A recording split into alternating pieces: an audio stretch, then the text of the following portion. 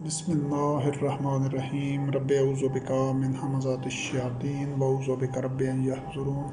Rabbi ज़िदनी इल्मा rabbi इश्रह ली सदरी व यस्सिरनी अमरी वहलुल उक़दतम मिन लिसानी यफ़क़हू क़ौली वस्सलामु अला मन इत्तबअल हुदा। अल्लाह वहदहू ला शरीक की नाज़िल करदा आखिरी किताब हिदायत कुरान मुबीन में से मुख्तलिफ़ मौज़ूआत और उन्वानात के तहत जो अल्लाह रब्बुल इज़्ज़त की आयात बय्यनात और उनका खुलासा और लुब लुबाब आपके सामने बयान किया जा रहा है। ये दूसरी नशिस्त है जो मंजिल, रास्ता, संग मीन और ज़ाद राह के उन्वान से है, जिसमें ये जो मराहिल पेश आते हैं इस अकामत दीन और इत्तबा वही के रास्ते में, जब कुछ लोग, कुछ मोमिनीन रब्बुल अल्लाह का ऐलान करते हैं, इलाहुकुम इलाहुन वाहिद के नज़रिए पर होते हैं और ला इलाहा इल्लल्लाह का परचम थामते हैं, सिर्फ़ अल्लाह को अपना इलाह तस्लीम करते हैं, तो उनको इस रास्ते में जो मराहिल दरपेश आते हैं, जो उनको जिस सूरत हाल से गुज़रना पड़ता है, ये मौजू, ये उन्वान उस सूरत हाल की वजाहत और मंजर कशी के लिए है। पहली ये दूसरी नशिस्त इस मौजू और इस उन्वान से पहले एक नशिस्त हो चुकी है, जिसमें उस रास्ते के जो संग बीन हैं, वो जो रास्ते की नोयत है, जो मराहिल जिनमें से गुज़रना होता है, उनका तज़किरा है। और अभी जो इस नशिस्त में ये जो बकिया एक आयात होंगी, वो ज़ाद राह के हवाले से होंगी कि आपको इस रास्ते में किस चीज़ की ज़रूरत पड़ेगी। उसमें ये 7वां 6 जो पहलू हैं, जो गोशे हैं, ज़ैनी उन्वान हैं, वो बयान हो चुके हैं। और ये 7वां है, ये अमली अक़दाम से मुतल्लिक़ है। सूरत आल इमरान की आयत नंबर 164 है। यत्लू अलैहिम आयातिही व युज़क्कीहिम व युअल्लिमुहुमुल किताब वल हिकमा।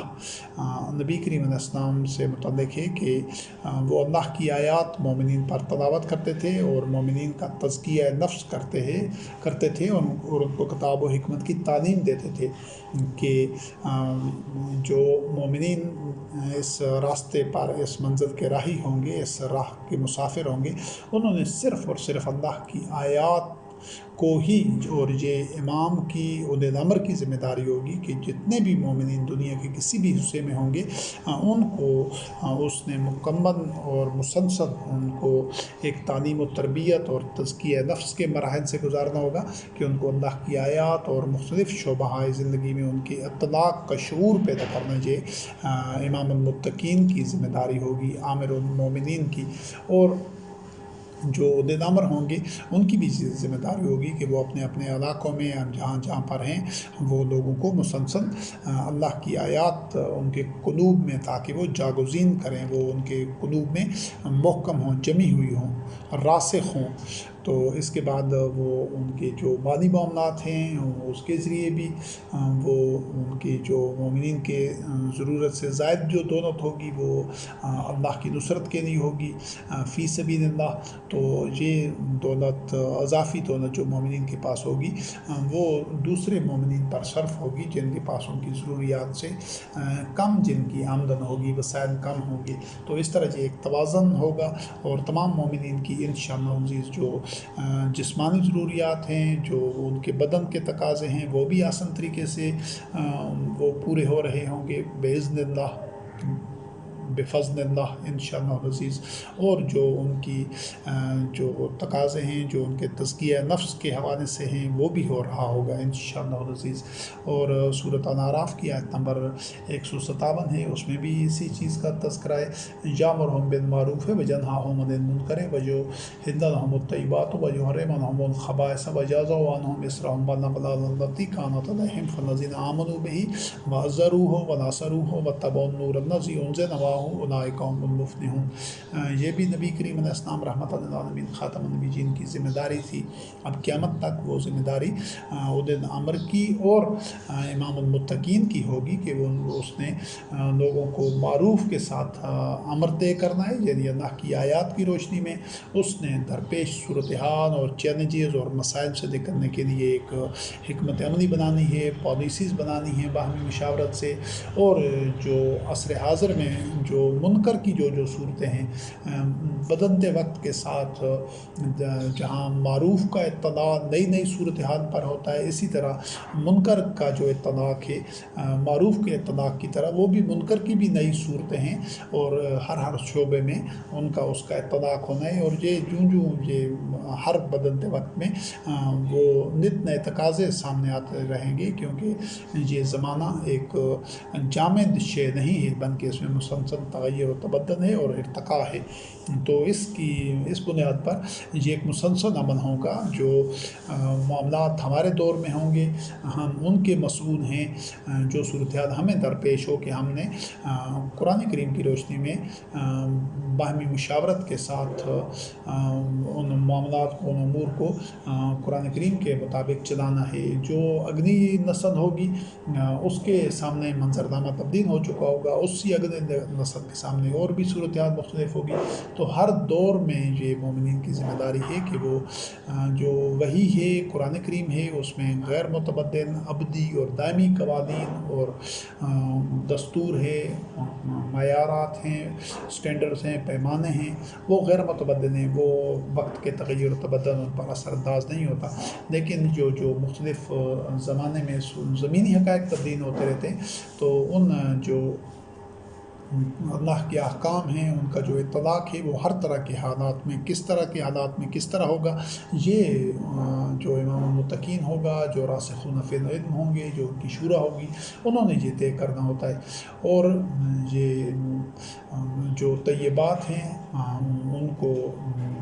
لوگوں کے لیے وہ جائز قرار دینا ہوتا ہے، یعنی جو حلال اور حرام کھانے پینے میں جو طے کرنا ہے وہ اللہ رب کریم نے طے کر دیا ہے۔ وہ کبھی بھی کسی انسان کو قیامت تک یہ حلال و حرام کے تعین کا اختیار اللہ رب العزت نے نہیں دیا، چاہے وہ انبیاء اور رسول علیہ السلام ہی تھے۔ کھانے پینے میں جو چیزیں منع کر دی ہیں اللہ رب کریم نے،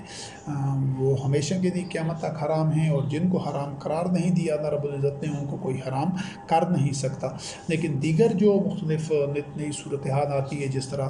اس دور میں یہ جو منشیات کی ایک صورت تھی وہ شراب کی صورت میں تھی، آج اس کے آپ کہہ سکتے ہیں کئی ایک صورتیں ہیں، مختلف جو منشیات ہیں، طرح طرح کی منشیات ہیں، تو ان سب پر اسی خمر کا ہی اطلاق ہوگا، یا جوئے کی جتنی شکلیں ہیں، یا ربا کی جتنی شکلیں، یا فحاشی کی، بدکاری کی جتنی آج شکلیں پیدا ہو گئی ہیں، جرائم کی، جنسی جرائم کے جو مختلف اسباب اور سامان اور ذرائع اور تحریکات ہیں، تو اس بدلتے حالات میں ہر ایک چیز پر نظر رکھنی ہوگی۔ تو جو چیزیں وہ اللہ کی حدود کے خلاف ہوں گی، جو اللہ کی آیات کے احکام کے خلاف ہوں گی، ہر حالات میں مومنین نے ان کو پہچاننا ہوگا، اور ان کے ان کو اس چیلنجز سے ان کو گزرنا ہوگا۔ تو اور اسی طرح جو نبی کریم علیہ السلام کی ایک ذمہ داری تھی، وہ تھی کہ لوگوں سے ان کے بوجھ اتارنا، اور وہ جو ایک توق تھے، جو کڑیاں اور زنجیریں تھیں جو ان کو پہنائی گئی تھی، یہ جو بوجھ طبی طور پر بوجھ نہیں تھے، یہ زنجیریں طبی طور پر زنجیریں نہیں تھیں، بلکہ یہ ان غلط عقائد کی اور غلط اعمال کی جن کا حکم اللہ رب کریم نے نہیں دیا۔ یہ جس طرح 1400 سال سے یہ جو مسلمان قوم ہے، اس کے اوپر یہ 1400 سال سے جو مذہبی ورثہ اس کے کندھوں پر لدا ہوا ہے، بوجھ ہے، سینکڑوں ہزاروں کی تعداد میں کتابوں کی صورت میں اور مختلف شخصیات کے افعال، اقوال، نظریات، عقائد کی صورت میں، یہ سب بوجھ ہیں، ان بوجھوں کو اتار پھینکنا ہوگا۔ اور یہ جو پابندیاں لگائی ہوئی ہیں یہ آدمیوں کے خود ساختہ مذہب نے کہ یہ کرو، یہ نہ کرو، یہ کرو، یہ نہ کرو، یہ قرآن کریم میں ان کا تذکرہ ہی نہیں ہے، ان سب سے چھٹکارا حاصل کرنا ہوگا۔ بالکل اس طرح آپ یوں سمجھ لیں کہ اگر ایک آدمی ہے، اس کے پاؤں 10 مختلف رسیوں سے بندھے ہوئے ہیں، تو پھر بھی وہ آزادانہ نہیں چل سکتا۔ اگر 9 رسیاں اس کی کاٹ دی جائیں، صرف ایک رسی چھوڑ دی جائے، تو پھر بھی وہ آزادانہ نہیں چل سکے گا۔ تو جب اللہ رب کریم کی نازل کردہ وحی قرآن مجید کے علاوہ کسی اور بات کو نہیں ماننا، تو پھر کسی بھی طرح کی اور پابندی کو برقرار نہیں رکھنا، بلکہ صرف انہی پابندیوں کا خیال رکھنا ہے، انہی حدود کا خیال رکھنا ہے جو قرآن کریم میں بیان کی گئی ہیں۔ تو یہ اس سارے مذہبی تعلیمات اور مذہبی عقائد اور اعمال سے جان چھڑانا ہوگی۔ یہ لازمی نتیجہ ہے، یہی ذات راہ ہے۔ اور جو مومنین ہوتے ہیں وہ اقامت دین کے لیے اس وقت جب قرآن کریم نازل ہو رہا تھا تو نبی کریم علیہ السلام کی نصرت و تائید کر رہے تھے، ان کو تقویت پہنچا رہے تھے۔ اب قیامت تک چونکہ نبوت کا سلسلہ پائے تکمیل تک پہنچ چکا ہے، تو مومنین کو یہ جو اولئے الامر ہوں گے، جو امام المتقین ہوگا، ان کو تقویت دینی ہوگی، اس کے ہاتھ پر بیعت کرنی ہوگی اور اپنا جان مال اللہ کی نصرت کے لیے پیش کرنا ہوگا، اور سارے مل کر اس نور کا اتباع کر رہے ہوں گے جو قرآن کریم کی صورت میں اس وقت بھی تھا محمد رسول اللہ علیہ السلام کے عہد میں، اور آج بھی اسی طرح موجود ہے ہمارے ہاتھوں میں الحمدللہ۔ تو یہی لوگ ہوں کہ جو فلاح پانے والے ہوں گے۔ اور یہ سلسلہ جو اس طرح کردار سازی کا، انسان سازی کا اور انسانوں کا جو تزکیہ نفس کرنا ہے، وہ سورۃ البقرہ کی آیت نمبر 260 ہے، جس میں اللہ رب کریم نے فرمایا کہ جس طرح سے وہ ایک مردہ قومیں زندہ ہوتی ہیں، ایک مردہ معاشرے زندہ ہوتے ہیں، تو اس کو ایک مثال کے ذریعے اللہ رب کریم نے اس کو سمجھایا ہے۔ وَإِذْ قَالَ إِبْرَاهِيمُ رَبِّ أَرِنِي كَيْفَ تُحْيِي الْمَوْتَىٰ قَالَ أَوَلَمْ نُؤْمِنْ قَالَ بَلَىٰ وَلَٰكِنْ لِيَطْمَئِنَّ قَلْبِي قَالَ فَخُذْ أَرْبَعَةً مِّنَ الطَّيْرِ فَصُرْهُنَّ عَلَيْكَ ثُمَّ اجْعَلْ عَلَىٰ كُلِّ جَبَلٍ مِّنْهُنَّ جُزْءًا ثُمَّ ادْعُهُنَّ يَأْتِينَكَ سَعْيًا۔ کہ جب ہمارے دادا ابراہیم خلیل اللہ علیہ السلام نے اللہ رب کریم سے کہا کہ اللہ تو مردوں کو کس طرح زندہ کرے گا، یعنی مردہ معاشروں کو زندہ کرنے کی بات ہے جن میں زندگی کی رمق نہیں ہوتی ہے، تو اللہ رب کریم نے فرمایا کیا تمہارا ایمان نہیں ہے کہ اس وحی کے اندر یہ صلاحیت ہے کہ یہ مردوں کو زندہ کر سکتی ہے؟ تو ابراہیم علیہ السلام نے کہا کہ ہاں میرا ایمان ہے، لیکن یہ کہ میں اطمینان قلب کے لیے اس طریقے کو جاننا چاہتا ہوں۔ تو اللہ رب کریم نے فرمایا کہ 4 پرندے لے لو۔ یہ پرندوں سے مفہوم اس کا یہ بھی ہے کہ جو آزاد فطرت کے لوگ ہیں، آزاد منش، جو مقلدانہ اور غلامانہ ذہنیت کے نہیں ہوتے، جو آبا پرستی کی جکڑ بندیوں میں جکڑے ہوئے نہیں ہوتے، بلکہ آزاد غور و فکر والے آدمی ہوتے ہیں، اور ان کو اپنے ساتھ ہلا دو، یعنی ان کو ٹرینڈ کرو، ان کو سکھلائی دو، اور پھر ان کو مختلف جگہوں پر، مختلف پہاڑوں پر ان کو چھوڑ دو ایک ایک کو، اور پھر ان کو بلاؤ تو وہ تمہاری طرف بھاگتے ہوئے آئیں گے۔ یہ مفہوم ہے کہ انبیاء اور رسول علیہ السلام اسی طرح جو معاشرے کے آزاد فکر لوگ ہوتے تھے، جو کہ مقلدانہ ذہنیت کے نہیں ہوتے تھے، جن کا اپنی ذات پر ایمان ہوتا تھا اور اپنی عقل و فکر اور شعور اور بصیرت کو بروئے کار لاتے تھے، ہمیشہ ہر دور میں وہی لوگ ہوتے تھے کہ جو وحی کا اتباع کرتے تھے، اور پورے اعتماد کے ساتھ پھر وہ انبیاء اور رسول علیہ السلام کے ہم قدم ہوتے تھے اقامت دین اتباع وحی کی شاہراہ پر۔ جو غلامانہ ذہنیت کے ہوتے تھے، جو جامد سوچوں کے حامل ہوتے تھے، جو آبا پرستی پر اور عقل و فکر سے کام نہیں لینے والے ہوتے تھے، وہ ہمیشہ سٹیٹس کو کے حامی ہوتے تھے، وہ مروجہ آبائی مذہب پر ہی رہنا چاہتے تھے۔ تو یہ جو تغیر نفس واقع ہوتا ہے، یہ آزاد فکر کے لوگوں میں ہوتا ہے، جو خود اپنی ذات پر اعتماد کرتے ہیں، آزادانہ سوچ سکتے ہیں اور خود فیصلے کر سکتے ہیں، جن کو اپنے اوپر بھروسہ ہوتا ہے۔ تو اس سلسلے میں جو اگلی آیت ہے جس میں اللہ رب کریم نے سورۃ الانبیاء کی آیت ہے، اور یہ 57 اور 58 نمبر آیات ہیں۔ وَتَاللَّهِ لَأَكِيدَنَّ أَصْنَامَكُمْ بَعْدَ أَن تُوَلُّوا مُدْبِرِينَ فَجَعَلَهُمْ جُذَاذًا إِلَّا كَبِيرًا لَهُمْ لَعَلَّهُمْ إِلَيْهِ يَرْجِعُونَ۔ یہ ہمارے دادا ابراہیم خلیل اللہ علیہ السلام کا تذکرہ ہے کہ انہوں نے کہا کہ میں تمہارے جن کو تمہارے جو بت ہیں، جن کو تم نے معبود بنایا ہوا ہے، ان کے خلاف ایک چال چلوں گا، جب تم واپس لوٹو گے تو ایک تدبیر کروں گا۔ تو پھر اس ابراہیم خلیل اللہ علیہ السلام نے ان کو ٹکڑے ٹکڑے کر دیا، مگر ان کے بڑے کو چھوڑ دیا تاکہ وہ ہو سکتا ہے ایسے کچھ سوچ بچار کریں۔ تو یہ جو باطن پر ضرب کاری لگانی ہوتی ہے اور باطن کی حقیقت کو آشکارا کرنا ہوتا ہے، یہ انبیاء اور رسول علیہ السلام کا اسوہ حسنہ ہے، تاکہ لوگ ان کی بے بسی کو دیکھ سکیں، سمجھ سکیں، غور و فکر کر سکیں۔ کہ وہ لوگوں کے ذہن میں باطن کا جو خوف ہوتا ہے، جو وہ اس کے رعب میں مبتلا ہوتے ہیں، اور وہ سوچ بھی نہیں سکتے کہ وہ ان باطن معبودوں کا اور یہ جہالت پر مبنی عقائد کے خلاف بھی کوئی بات کر سکیں گے، تو اس سحر کو توڑنا انبیاء اور رسول علیہ السلام کا کام ہوتا ہے۔ تو اس سلسلے میں پھر اگلی جو آیت ہے، جو سورۃ یونس کی آیت نمبر 87 ہے، وَأَوْحَيْنَا إِلَىٰ مُوسَىٰ وَأَخِيهِ أَن تَبَوَّأَ لِقَوْمِكُمَا بِمِصْرَ بُيُوتًا وَاجْعَلُوا بُيُوتَكُمْ قِبْلَةً وَأَقِیمُوا الصَّلَاةَ وَبَشِّرِ الْمُؤْمِنِينَ، کہ ہم نے موسیٰ علیہ السلام کی طرف وحی کی اور اس کے بھائی کی طرف کہ تم دونوں اپنی قوم کو مصر میں ان کو آباد کرو، ان کو ٹھکانہ دو، اور تم اپنے گھروں کو قبلہ بناؤ اور صلاۃ قائم کرو اور مومنین کو بشارت دے دو، یعنی جو تم وحی کا اتباع کرو، اور جو کہ فرعون کا ایک جبر کا دور تھا اور اس کے خوف میں لوگ مبتلا تھے، لیکن یہ ہے کہ وہ ان کا مومنین کی ایک وہاں پر تزکیہ نفس بھی ضرورت تھا، تعلیم و تربیت بھی، اور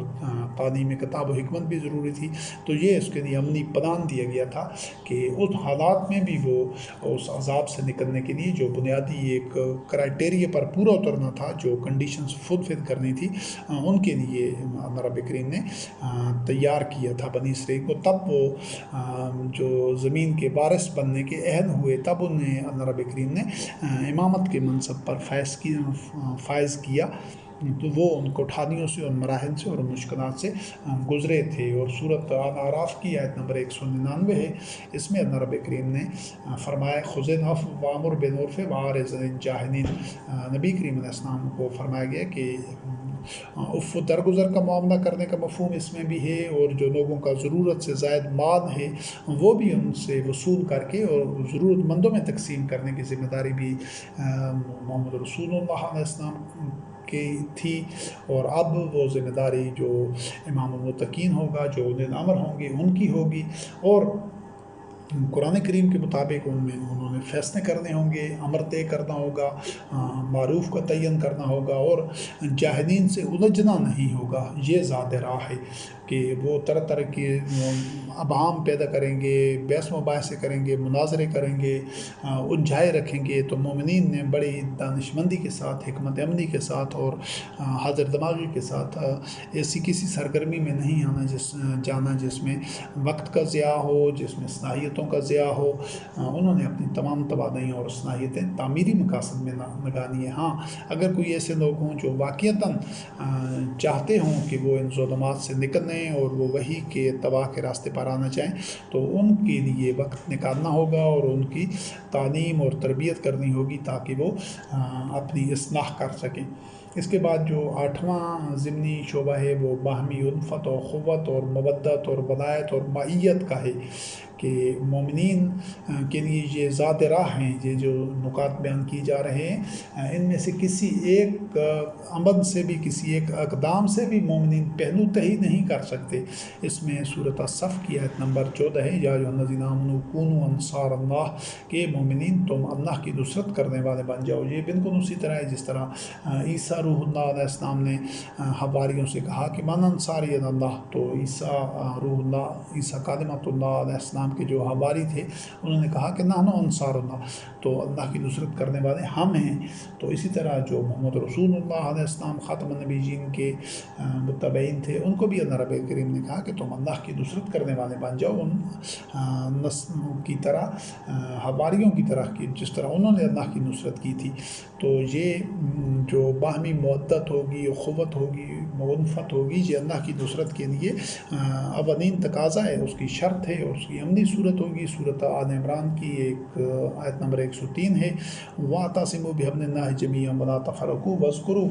نِعْمَتَ اللَّهِ عَلَيْكُمْ إِذْ كُنْتُمْ أَعْدَاءً فَأَلَّفَ بَيْنَ قُلُوبِكُمْ فَأَصْبَحْتُمْ بِنِعْمَتِهِ إِخْوَانًا، کہ اللہ کے یہ جو حبل ہے، رسی ہے، اس کو مضبوطی سے تھام لو، یعنی قرآن کریم کے ساتھ تمسک کر لو، جڑ جاؤ، اس کے علاوہ اور کسی بھی سہارے کو نہیں تھامنا، اور آپس میں اس طرح یکجا ہو جانا ہے جس طرح رسی یکجان ہوتی ہے، اس کے جو ریشے ہوتے ہیں، دھاگے ہوتے ہیں، وہ سب مل کر اس طرح یکجان ہوتے ہیں، اس طرح بٹے ہوئے ہوتے ہیں کہ ان سب کی طاقت اکٹھی ہوتی ہے، مجتمع ہوتی ہے۔ تو مومنین کو بھی اس طرح جڑنا ہوتا ہے قرآن کریم کے ساتھ، اور جو ان کا امام اور اولو الامر ہوتے ہیں، امام المتقین ہوتا ہے، اس کی بیعت کر کے اس طرح ان میں، اور یہ جو آپس کی الفت ہے، اخوت ہے، مودت ہے، یہ بیعت کے بغیر ممکن ہی نہیں ہوتی۔ وہی ایک بیعت ہی واحد راستہ ہے جو اختلافات اور بغیم بینہم اور تفرقہ کو ختم کر سکتی ہے۔ اور اسی لیے فرمایا گیا کہ واعتصموا بحبل اللہ جمیعا ولا تفرقوا، اور اللہ کی اس نعمت کو یاد کرو، اس کو اللہ رب کریم نے نعمت قرار دیا ہے۔ تو اگر کوئی مومنین نعمت سے ہی محروم ہیں تو اللہ رب کریم کی جو رحمت اور فضل اور نصرت و تائید کس طرح ان کی شامل حال ہوگی، اور اس نعمت کے حصول کی عملی شکل کیا ہے کہ جب تم پہلے ایک دوسرے کے دشمن تھے، یعنی نزول قرآن سے پہلے وہی لوگ تھے لیکن وہ ایک دوسرے کے دشمن تھے، چاہے وہ یہود و نصارہ میں تھے، چاہے وہ عرب کے مشرکین تھے یا دیگر لوگ تھے، سب کے سب میں وہ باہمی عداوت تھی، کیونکہ ان کے نظریہ حیات ہی ایسے تھے کہ وہ دنوں میں ایک دوسرے کے لیے عداوت پیدا کرتے ہیں۔ جبکہ وحی کی تعلیمات، جو تاثیر، جو نظریہ حیات ہے، تو وحی کا اتباع کرنے والے ہزاروں، لاکھوں، کروڑوں، اربوں ہوں تو ان میں کبھی بھی باہمی عداوت نہیں ہو سکتی اگر وہ خالص وحی کا اتباع کر رہے ہیں، وہ صرف دین اللہ پر ہیں۔ تو مومنین کو اسی راستے پر رہنے کا اللہ رب کریم نے حکم دیا ہے، اور اس کو اللہ کی نعمت قرار دیا ہے کہ تم پہلے تو دشمن تھے، پھر اس نے یہ قرآن کریم نازل کر کے اور رسول کریم علیہ السلام کو مبعوث کر کے اس نے تمہارے قلوب میں وہ الفت پیدا کر دی، اور اس کی نعمت سے تم بھائی بھائی بن گئے۔ تو یہ الفت پہلی نشانی ہے مومنین کے قلوب میں، جب تبھی پیدا ہوتی ہے جب وہ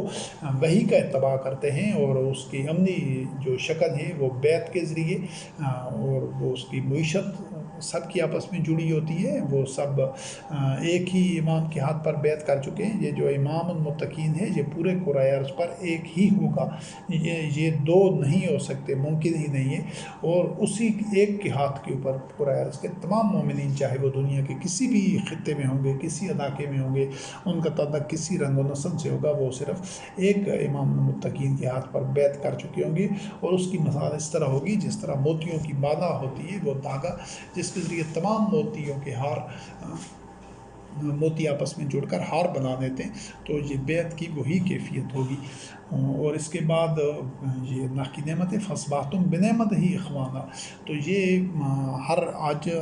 استغفر اللہ، جس طرح مسلمان قوم ہے اپنے آپ کو مسلمان کہتے ہیں، لیکن ان میں بے تحاشا فرقے ہیں، جماعتیں ہیں اور پارٹیاں ہیں، اور ان میں جتنے اختلافات ہیں، تنازعات ہیں، تو یہ اس چیز کا بیان ثبوت ہے کہ وہ ان میں قلوب میں ان کے الفت نہیں ہے۔ اگر الفت ہوتی تو ان کی یہ صورتحال نہ ہوتی۔ اور پھر اس کے بعد اس جو الفت کی قدر و قیمت ہے، یہ اتنی زیادہ قدر و قیمت ہے اس کی کہ سورۃ انفال کی الانفال کی آیت نمبر 63 میں اللہ رب کریم نے فرمایا وَأَلَّفَ بَيْنَ قُلُوبِكُمْ لَوْ أَنفَقْتَ مَا فِي الْأَرْضِ جَمِيعًا مَا أَلَّفْتَ بَيْنَ قُلُوبِهِمْ وَلَكِنَّ اللَّهَ أَلَّفَ بَيْنَهُمْ، کہ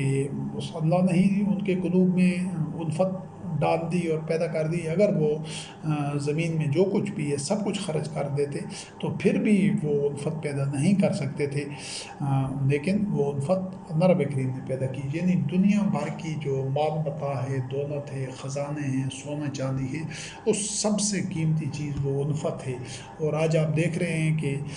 وہ الفت 1.5-2 ارب کے قریب مسلمان ہیں، ان میں سے کسی بھی فرقہ میں، کسی گروہ میں، اور مختلف فرقوں کے باہمی مابین وہ الفت کہیں نظر ہی نہیں آتی۔ کیوں کہ یہ وہ دین اللہ پر ہیں ہی نہیں، یہ وحی کا اتباع کر ہی نہیں رہے، یہ جس خود ساختہ شیاطین کے گھڑے ہوئے باطل مذہب پر عمل پیرا ہیں، اس کا نتیجہ یہی عداوت ہوتی ہے جو کہ مختلف فرقوں میں اس وقت موجود ہے۔ تو الفت پیدا کرنے کے لیے صرف وحی کا اتباع ضروری ہے، جب تک وحی کا اتباع نہیں ہوگا وہ الفت پیدا ہو ہی نہیں سکتی، اور وہ اتنی قیمتی ہے کہ دنیا مافیہ میں جو کچھ ہے وہ الفت اس سے زیادہ قیمتی ہے۔ اور سورۃ الانعام کی آیت نمبر 52 ہے، اس میں اللہ رب کریم نے فرمایا نبی کریم علیہ السلام سے وَلَا تَطْرُدِ الَّذِينَ يَدْعُونَ رَبَّهُمْ بِالْغَدَاوَةِ وَالْعَشِيِّ يُرِيدُونَ وَجْهَهُ مَا عَلَيْكَ مِنْ حِسَابِهِمْ مِنْ شَيْءٍ وَمَا حَسَابَكَ عَلَيْهِمْ مِنْ شَيْءٍ۔ اور آگے یہ آیت چل رہی ہے فتطردہم فتکون من الظالمین کہ تمام انبیاء علیہ السلام کا جو ساتھ دیتے تھے اولین ابتدائی مرحلے میں وہ معاشرے کے کچلے ہوئے اور پسے ہوئے لوگ ہوتے تھے، محروم لوگ ہوتے تھے، جن کا استحصال زدہ لوگ، جن کے اوپر یہ مستبد حکمرانوں نے اور جو معاشرے کے مترفین ہوتے تھے، قارون ہوتے تھے، وہ اس کا ناجائز استحصال کر رہے ہوتے تھے۔ تو وہی لوگ جب انہی لوگوں کے حقوق کے تحفظ کو یقینی بناتی تھی، انہی کے بنیادی حقوق کی بات کرتی تھی، اور لوگوں کی جو غلامی ہے، جو معبودیت ہے، اور لوگوں کا جو محکوم بننا ہے، اس کیفیت سے نکال کر وہی تمام انسانوں کو یکساں طور پر اللہ وحدہ لا شریک کا محکوم بنانے کا راستہ دکھاتی تھی، اللہ کا حکم ماننے کا، اور آدمیوں کی جو بالادستی ہے، یہ ان کا جبر ہے، یہ ان کی سرکشی ہے، اس کا راستہ روکتی تھی۔ تو سب سے پہلے معاشرے کے پسے ہوئے، کچلے ہوئے اور مفلوق و نحال لوگ وحی کی دعوت کے اوپر لبیک کہتے تھے۔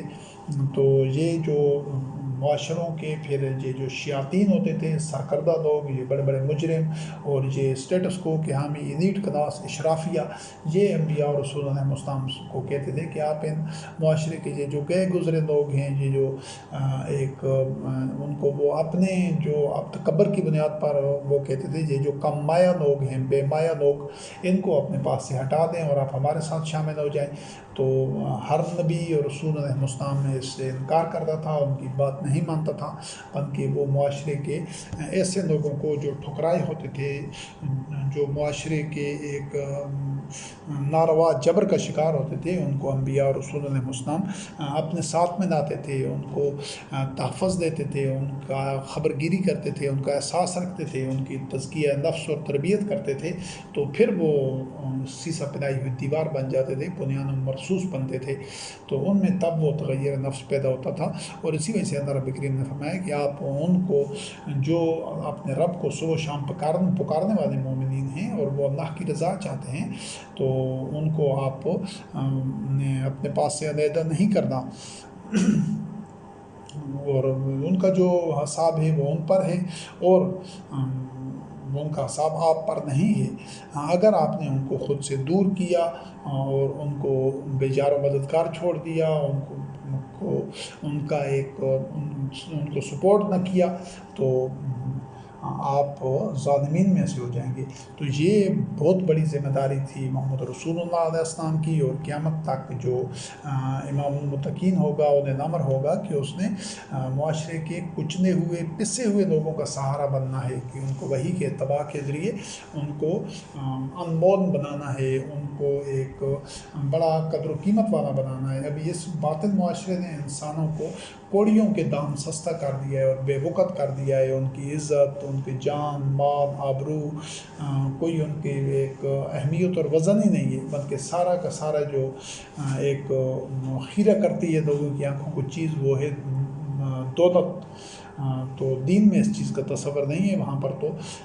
سب سے زیادہ جو قدر و قیمت ہے وہ انسان کی ہے۔ تو اور اسی قدر و قیمت کو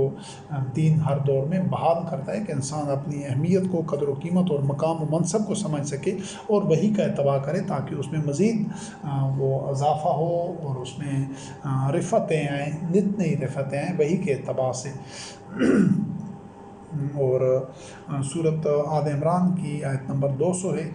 اس میں اللہ رب کریم نے فرمایا یا ایھا الذین آمنوا اصبروا وصابروا ورابطوا واتقوا اللہ لعلکم تفلحون۔ اے ایمان والوں، آپ نہ صبر کرو اور صبر پر جمے رہو، اور آپس میں رابطے رکھو اور اللہ کا تقوی اختیار کرو تاکہ تم فلاح پا جاؤ۔ مومنین کبھی بھی ایک دوسرے سے لا تعلق نہیں رہ سکتے، ایک دوسرے سے غافل نہیں رہ سکتے، بلکہ وہ جو صداقت کے اجتماعات ہیں اور باہمی رابطے ہیں، جڑ کر رہنا ہے، ایک دوسرے کو صبر کی تلقین کرنا ہے، حق کی تلقین کرنا ہے، ایک دوسرے کا سہارا بننا ہے۔ وَتَعَاوَنُوا بِالْبِرِّ وَالتَّقْوَىٰ وَلَا تَعَاوَنُوا بِالْإِثْمِ وَالْعُدْوَانِ۔ تو یہ جو مومنین کے درمیان بندھن ہوتے ہیں، یہی ان کو ابتلا میں، آزمائشوں میں ثابت قدم رکھتے ہیں، اور ان کو اطمینان قلب عطا کرتے ہیں، کہ جہاں کوئی بھی مومن یہ محسوس نہیں کرتا کہ میں تنہا ہوں، میں لاوارث رہ گیا ہوں، یا مجھے حالات کے رحم و کرم کے پر हूँ, नहीं, बल्कि उसको पता होता है कि तमाम के तमाम मोमिनीन जो हैं वो मेरे दस्तो बाजू हैं और वो कभी भी मुझे तन्हा नहीं छोड़ेंगे। उसको तमाम मोमिनीन को इस चीज़ का यकीन होता है, क्योंकि उनके दरमियान जो रिश्ता होता है वो होता ही इतना अटूट है और इतना वो मजबूत रिश्ता होता है कि उसी बुनियाद के ऊपर वो उनको हमेशा एक एतमाद हासिल होता है और एक वो उनको यकीन होता है, वो मुस्तहकम रहते हैं इस चीज़ से। तो ये जो आपस में वतवासो बिल हक़ वतवासो बिल सब्र की कैफियत है कि वो कुरान करीम का तबा पर ही एक दूसरे को साबित कदम रखते हैं, उस पर साबित कदम रहने की एक दूसरे को तनकीन करते हैं। ये मोमिनीन का रवैया होता है। अगला जो ज़िमनी मौजू है वो तर्क मवादात से मुतल्लिक़ है, 9 नंबर, कि जहाँ मोमिनीन के साथ जो लोग वही का इत्तबा करने के लिए बैत करके आपस में उल्फत के रिश्ते में जुड़ चुके होंगे, अख़ुवत के रिश्ते में जुड़ चुके होंगे, उनको जो ऐसे लोग हैं जो वही का इत्तबा नहीं करते, वो शिर्क के मुर्तकिब होते हैं, वो अपने आबा व अजदाद के मज़हब पर रहना चाहते हैं, तो उन लोगों से वलायत का रिश्ता मोमिनीन को ख़त्म करना होगा। ये सूरत अल-मुम्तहना की आयत नंबर 1 से लेकर 4 तक हैं। या अय्युहल्लज़ीना आमनू ला तत्तखिज़ू उदुव्वी व उदुव्वकुम औलिया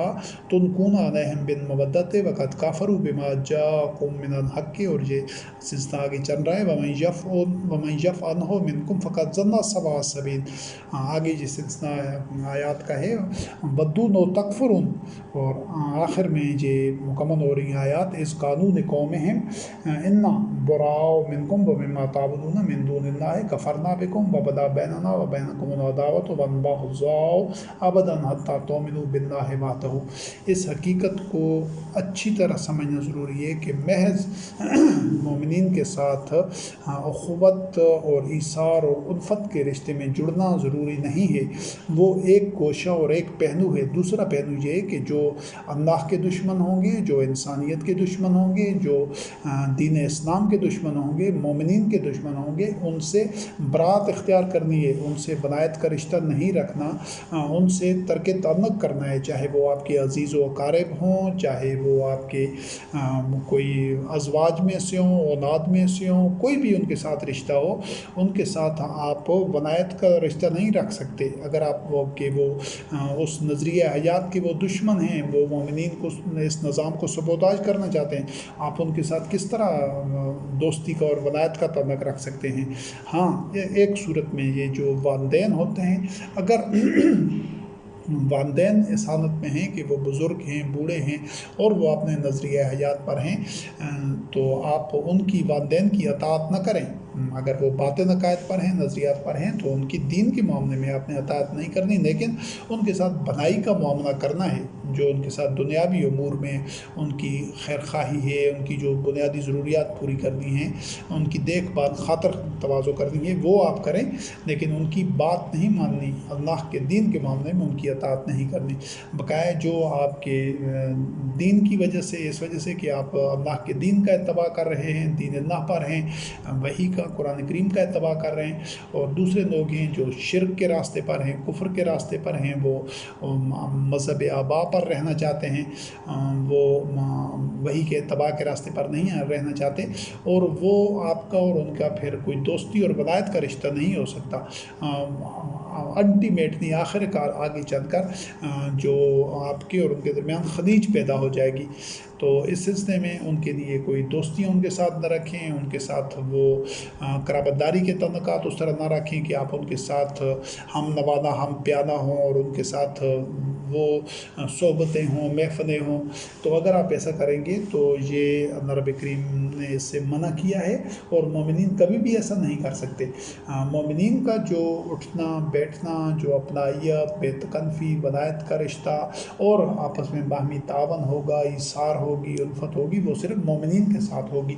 तो इसी वजह से अल्लाह रब्बुल करीम ने फरमाया कि ईमान वालों, तुम मेरे और अपने दुश्मन को अपना दोस्त और सरपरस्त और वली न बनाओ, کہ تم ان کی طرف مبدت کا پیغام بھیجتے ہو، حالانکہ وہ کفر کر چکے ہیں، یعنی وہ وہی کے اتباع کے راستے پر نہیں آتے، وہ آباء و اجداد کا راستے پر چلنا چاہتے ہیں، جبکہ حق آ چکا ہے یعنی قرآن کریم کی صورت میں۔ اور جو کوئی ایسا کرے گا یعنی باوجود اللہ کا حکم جاننے کے ان کے ساتھ یارانے رکھے گا، ان کے ساتھ وہ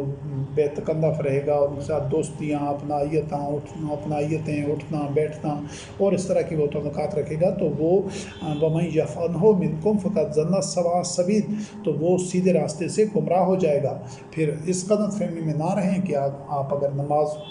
صلات پڑھ رہے ہیں یا انفاق کر رہے ہیں یا مومنین کے ساتھ آپ نے بیعت کر رکھی ہے یا اور مومنین کے ساتھ جڑے ہوئے ہیں، لیکن ساتھ آپ اللہ کے دشمنوں کے ساتھ بھی یاریاں دوستیاں نبھا رہے ہیں، تو پھر آپ سیدھے راستے پر نہیں ہیں، آپ سیدھے راستے سے گمراہ ہو چکے ہیں۔ کیونکہ وہ تو کافر تو جو وہی کا اتباع نہیں کرتے، وہ تو چاہتے ہیں کہ مومنین کو بھی اسی کفر کی حالت میں لے آئیں، اور اگر آپ ان کے ساتھ اس طرح یاری دوستیاں، تعلقات اور یارانے اور یہ رازداریاں اور یہ ساری اس طرح رکھیں گے تو آپ اقامت دین، اتباع وحی کے راستے پر چل ہی نہیں سکتے۔ وہ پوری کوشش کریں گے کہ آپ کو ڈگمگا کر اپنے راستے پر لے جائیں، لہٰذا ان سے بچاؤ کرنی ہے، احتیاط کرنی ہے، اور ان سے اگر کہیں ہو سکے اور آپ کے وہ بھی اس صورت میں کہ وہ آپ کے خلاف جدوجہد نہیں کر رہے، آپ کے لیے اذیتیں پیدا نہیں کر رہے، بلکہ وہ ٹھیک ہے کافر ہیں یا وحی کے اتباع کے راستے پر نہیں آتے، لیکن وہ پرامن بقائے باہمی پر یقین رکھتے ہیں، وہ آپ کو پر جبر نہیں کرتے، آپ کو تکلیف نہیں پہنچاتے، آپ کے خلاف محاذ آرائی نہیں کرتے، آپ کے نظام کو سبوتاج نہیں کرنا چاہتے، تو پھر اس صورت میں گنجائش ہے کہ آپ ان کے ساتھ بھلائی کا معاملہ کریں، بر کا اور عدل و قسط کا معاملہ کریں، یعنی آپ ان کو نقصان نہ پہنچائیں۔ لیکن یہ ہے کہ جو ولایت کا رشتہ ہے، یہ جو ہم نوانا و ہم پیانہ ہوتا ہے، اور یہ قربتیں ہوتی ہیں، یارانے دوستیاں، اپنائیت اور وہ گہرے تعلقات، وہ پھر بھی ان کے ساتھ قائم نہیں ہو سکتے، وہ صرف مومنین کے ساتھ قائم ہو سکتے ہیں۔ اس چیز کو اچھی طرح سمجھنا ضروری ہے، وہ چاہے آپ کے عزیز و اقارب بھی ہوں، پھر آپ نے خونی رشتوں کو، دیگر رشتوں کو بالائے طاق رکھنا ہوگا، پس پشت ڈالنا ہوگا، پہنا جو ایک ہی رشتہ ہوگا وہ ایمان کا رشتہ ہوگا، وہ الفت کا، اخوت کا اور الہکم الہ واحد کا رشتہ ہوگا، جس کی بنیاد پر جو اس رشتے میں آپ کے ساتھ جڑا ہوگا، سب سے اولین ترجیح پر آپ کا وہی بھائی ہوگا، وہی دوست ہوگا، وہی ولی ہوگا، وہی آپ کا ایک مومن اور آپ کا ایثار کرنے والا ساتھی ہوگا۔ اور جب ابراہیم خلیل اللہ علیہ السلام، ہمارے دادا نے اپنی قوم سے کہا کہ ہم تم سے بھی برات اختیار کرتے ہیں، کیونکہ وہ مشرک تھے، وہ قوم جو الہکم الہ واحد کے نظریے پر نہیں آ رہی تھی، ان کے کئی الہات تھے، اور جن کی تم عبادت کرتے ہو، یعنی جن کی یہ جو تم کہنا مانتے ہو، جن کے راستے پر چل رہے ہو، جو تم نے اللہ کے ساتھ اور بھی اپنے معبود بنا رکھے ہیں، ہم تم سے اور ان سب سے برات اختیار کرتے ہیں، اور اللہ کے علاوہ جو تمہارے معبود ہیں، اور ہم تم سے کفر اختیار کرتے ہیں، یعنی تمہارے اس طرز زندگی کو، تمہارے کردار کو، تمہارے نظریات کو رد کرتے ہیں، اور تمہارے اور ہمارے درمیان عداوت ظاہر ہو چکی ہے اور بغض ظاہر ہو چکا ہے ہمیشہ کے لیے، حتیٰ تؤمنوا باللہ وحدہ، ہاں اگر یہ کہ تم اللہ وحدہ لا شریک پر ایمان لا کر دیگر تمام الہات سے اور معبودوں سے کو رد کر دو، ان سے برات اختیار کر دو۔ یہ ایک راستہ ہے کہ جب ہمارے اور تمہارے درمیان ولایت کا، اخوت کا اور الفت کا، مودت کا رشتہ قائم ہو سکتا ہے۔ تو اس چیز کو اچھی طرح سمجھنا ضروری ہے کہ یہ دو کشتیوں کا جو سوار ہوتا ہے وہ غرق ہو جاتا ہے۔ تو مومنین جب ایمان کی بنیاد پر ان کے رشتے بنتے ہیں، تو چاہے وہ ان کی کوئی بھی رنگ ہو، نسل ہو، علاقہ ہو، زبان ہو، کسی بھی خطہ کے رہنے والے ہوں، وہ سب ایک ہی، جس طرح تسبیح کے یا ایک ہی موتیوں کی مالا کے تمام موتیوں میں سے ایک ہی دھاگا گزر رہا ہوتا ہے، تبھی وہ مالا کے ہار بنتے ہیں، تو اسی طرح یہ جو مومنین ہوتے ہیں ان میں بھی ایک ہی رشتہ ہوتا ہے، وہ بیعت کا اور الفت کا رشتہ، وہ الہکم الہ واحد کا رشتہ ہوتا ہے۔ تو وہ سب سے محکم ہوتا ہے، وہی ایک بنیادی ان میں وجہ اشتراک ہوتی ہے۔ اور پھر سورۃ مریم کی آیت نمبر 48 میں ہمارے دادا ابراہیم خلیل اللہ علیہ السلام سے متعلق ہے وَاعْتَزَلُكُمْ وَمَا تَدْعُونَ مِن دُونِ اللَّهِ وَادْعُوا رَبِّي عَسَىٰ أَلَّا أَكُونَ بِدُعَاءِ رَبِّي شَقِيًّا، کہ ابراہیم علیہ السلام جب ان سے علیحدہ ہو گئے اور جن کو وہ اللہ کے علاوہ پکارتے تھے، تو انہوں نے اپنے رب سے دعا کی اور یہ کہا کہ اللہ میں تجھ سے دعا کرنے کے معاملے میں کبھی بھی نامراد نہیں ہوا ہوں۔ تو اس سلسلے میں یہ تبھی ہو سکتا ہے جب آپ ان کے جو اللہ کے دشمن ہیں، مومنین کے جو دشمن ہیں، ان سے علیحدگی اختیار کریں گے، تب ہی آپ کی وہ اللہ رب کریم نصرت کرے گا۔ اور سورۃ آل عمران کی آیت نمبر 28 ہے جس میں اللہ رب کریم نے فرمایا لا يتخذ المؤمنون الكافرین اولیاء من دون المؤمنین ومن یفعل ذلک فلیس من اللہ فی شیء الا ان تتقوا منہ تقیٰ ویحذرکم اللہ نفسہ وإلی اللہ المصیر، کہ مومنین کبھی بھی کفار کو اپنا ولی اور سرپرست اور دوست نہیں بنا سکتے مومنین کو چھوڑ کر، یعنی مومنین کی دوستیاں، ولایت، سرپرستی اور اخوت، الفت اور سارے جو یارانے اور رشتے ہوتے ہیں وہ مومنین کے ساتھ ہی ہوتے ہیں، اور جو ایسا کرے گا تو فلیس من اللہ فی شیء، اللہ کا اس کے ساتھ کوئی تعلق ہی نہیں ہے، کوئی اللہ رب کریم کا اس کے ساتھ معاملہ ہی نہیں ہے۔ تو یہ اتنا بڑا اور اتنا بھاری جرم ہے کہ جس جرم کے ارتکاب کرنے سے اللہ رب العزت کے ساتھ تعلق ہی ختم ہو جاتا ہے۔ پھر جو بندہ اگر اس کے اللہ کے دشمنوں کے ساتھ، کافروں کے ساتھ، منافقوں کے ساتھ، مشرکوں کے ساتھ اس کے وہ تعلقات اور دوستیاں اور ولایت کے رشتے اور یارانے اور ہم نوالا و ہم پیالہ ہیں، تو پھر وہ بشک دین کے شعائر پر کاربند ہو، مناسک پر ہو، انفاق کر رہا ہو، بڑا صادق ہو، صاحب کردار ہو، فحاشی نہ کرتا ہو، حلال حرام کی پابندی کرتا ہو، نماز روزے کا پابند ہو، اور دیگر وضاقتہ کے معاملات میں، تقویٰ میں، ہر چیز میں وہ ایک بہت اس کا ایک اچھا کردار ہو اور اچھا ٹریک ریکارڈ ہو، اس کے باوجود اس کا اللہ رب کریم کے سے تعلق ہی ختم ہو جائے گا اگر اس نے کفار سے، اللہ کے دشمنوں کے ساتھ کوئی ولایت کا رشتہ رکھا ہوا ہے۔ یہ اتنا بڑا جرم ہے کہ وہ آپ کی ساری نیکیوں کو، ساری عبادات کو، سارے کردار کو، سارے جو ایمان کا ضام ہے یا دعویٰ ہے، سب کو وہ ملٹیپلائی بائی 0 کر دے گا، اس کو سب کو 0 سے ضرب دے دے گا، اور آپ کا اللہ رب العزت سے تعلق ہی ختم ہو جائے گا۔ تو اس کو ہلکا نہیں لینا اور اس کو سمجھنا ہے۔ ہاں، اگر کوئی ایسی صورتحال ہو کہ آپ نے یہ مخالفین سے، اللہ کے دشمن سے اپنا بچاؤ کرنا ہے، تو عبوری دور میں، ہنگامی اوقات میں، یا کسی خاص وقت کے لیے، ایک ٹرانزیشنل پیریڈ کے لیے آپ ان سے بچاؤ کا کوئی راستہ اختیار کر سکتے ہیں، لیکن وہ مستقل نوعیت کا نہیں ہو سکتا۔ وہ ایک وقتی طور پر ایمرجنسی صورتحال سے آپ نے اپنے آپ کو بچانا ہے، تو اس صورت میں آپ بچاؤ کا راستہ اختیار کر سکتے ہیں کہ کوئی ایسی حکمت عملی یا ایسا طریقہ کار کہ آپ ایک دور رس مقاصد کو اور ایک بڑے مقصد کو سامنے رکھتے ہوئے وقتی طور پر ان کفار کے ساتھ کوئی ایسا معاملہ کریں تاکہ آپ اس صورتحال سے نکلنے کے لیے، تاکہ آپ اس صورتحال سے نکل جائیں اور واضح طور پر ان کی وہ دوستیوں سے، ہر چیز سے آپ بے نیاز ہو جائیں، آپ کو ان کی ضرورت نہ پڑے۔ سورۃ البقرہ کی آیت نمبر 221 سے وَلَا تَنكِحُوا الْمُشْرِكَاتِ حَتَّىٰ يُؤْمِنَ، کہ مشرک خواتین سے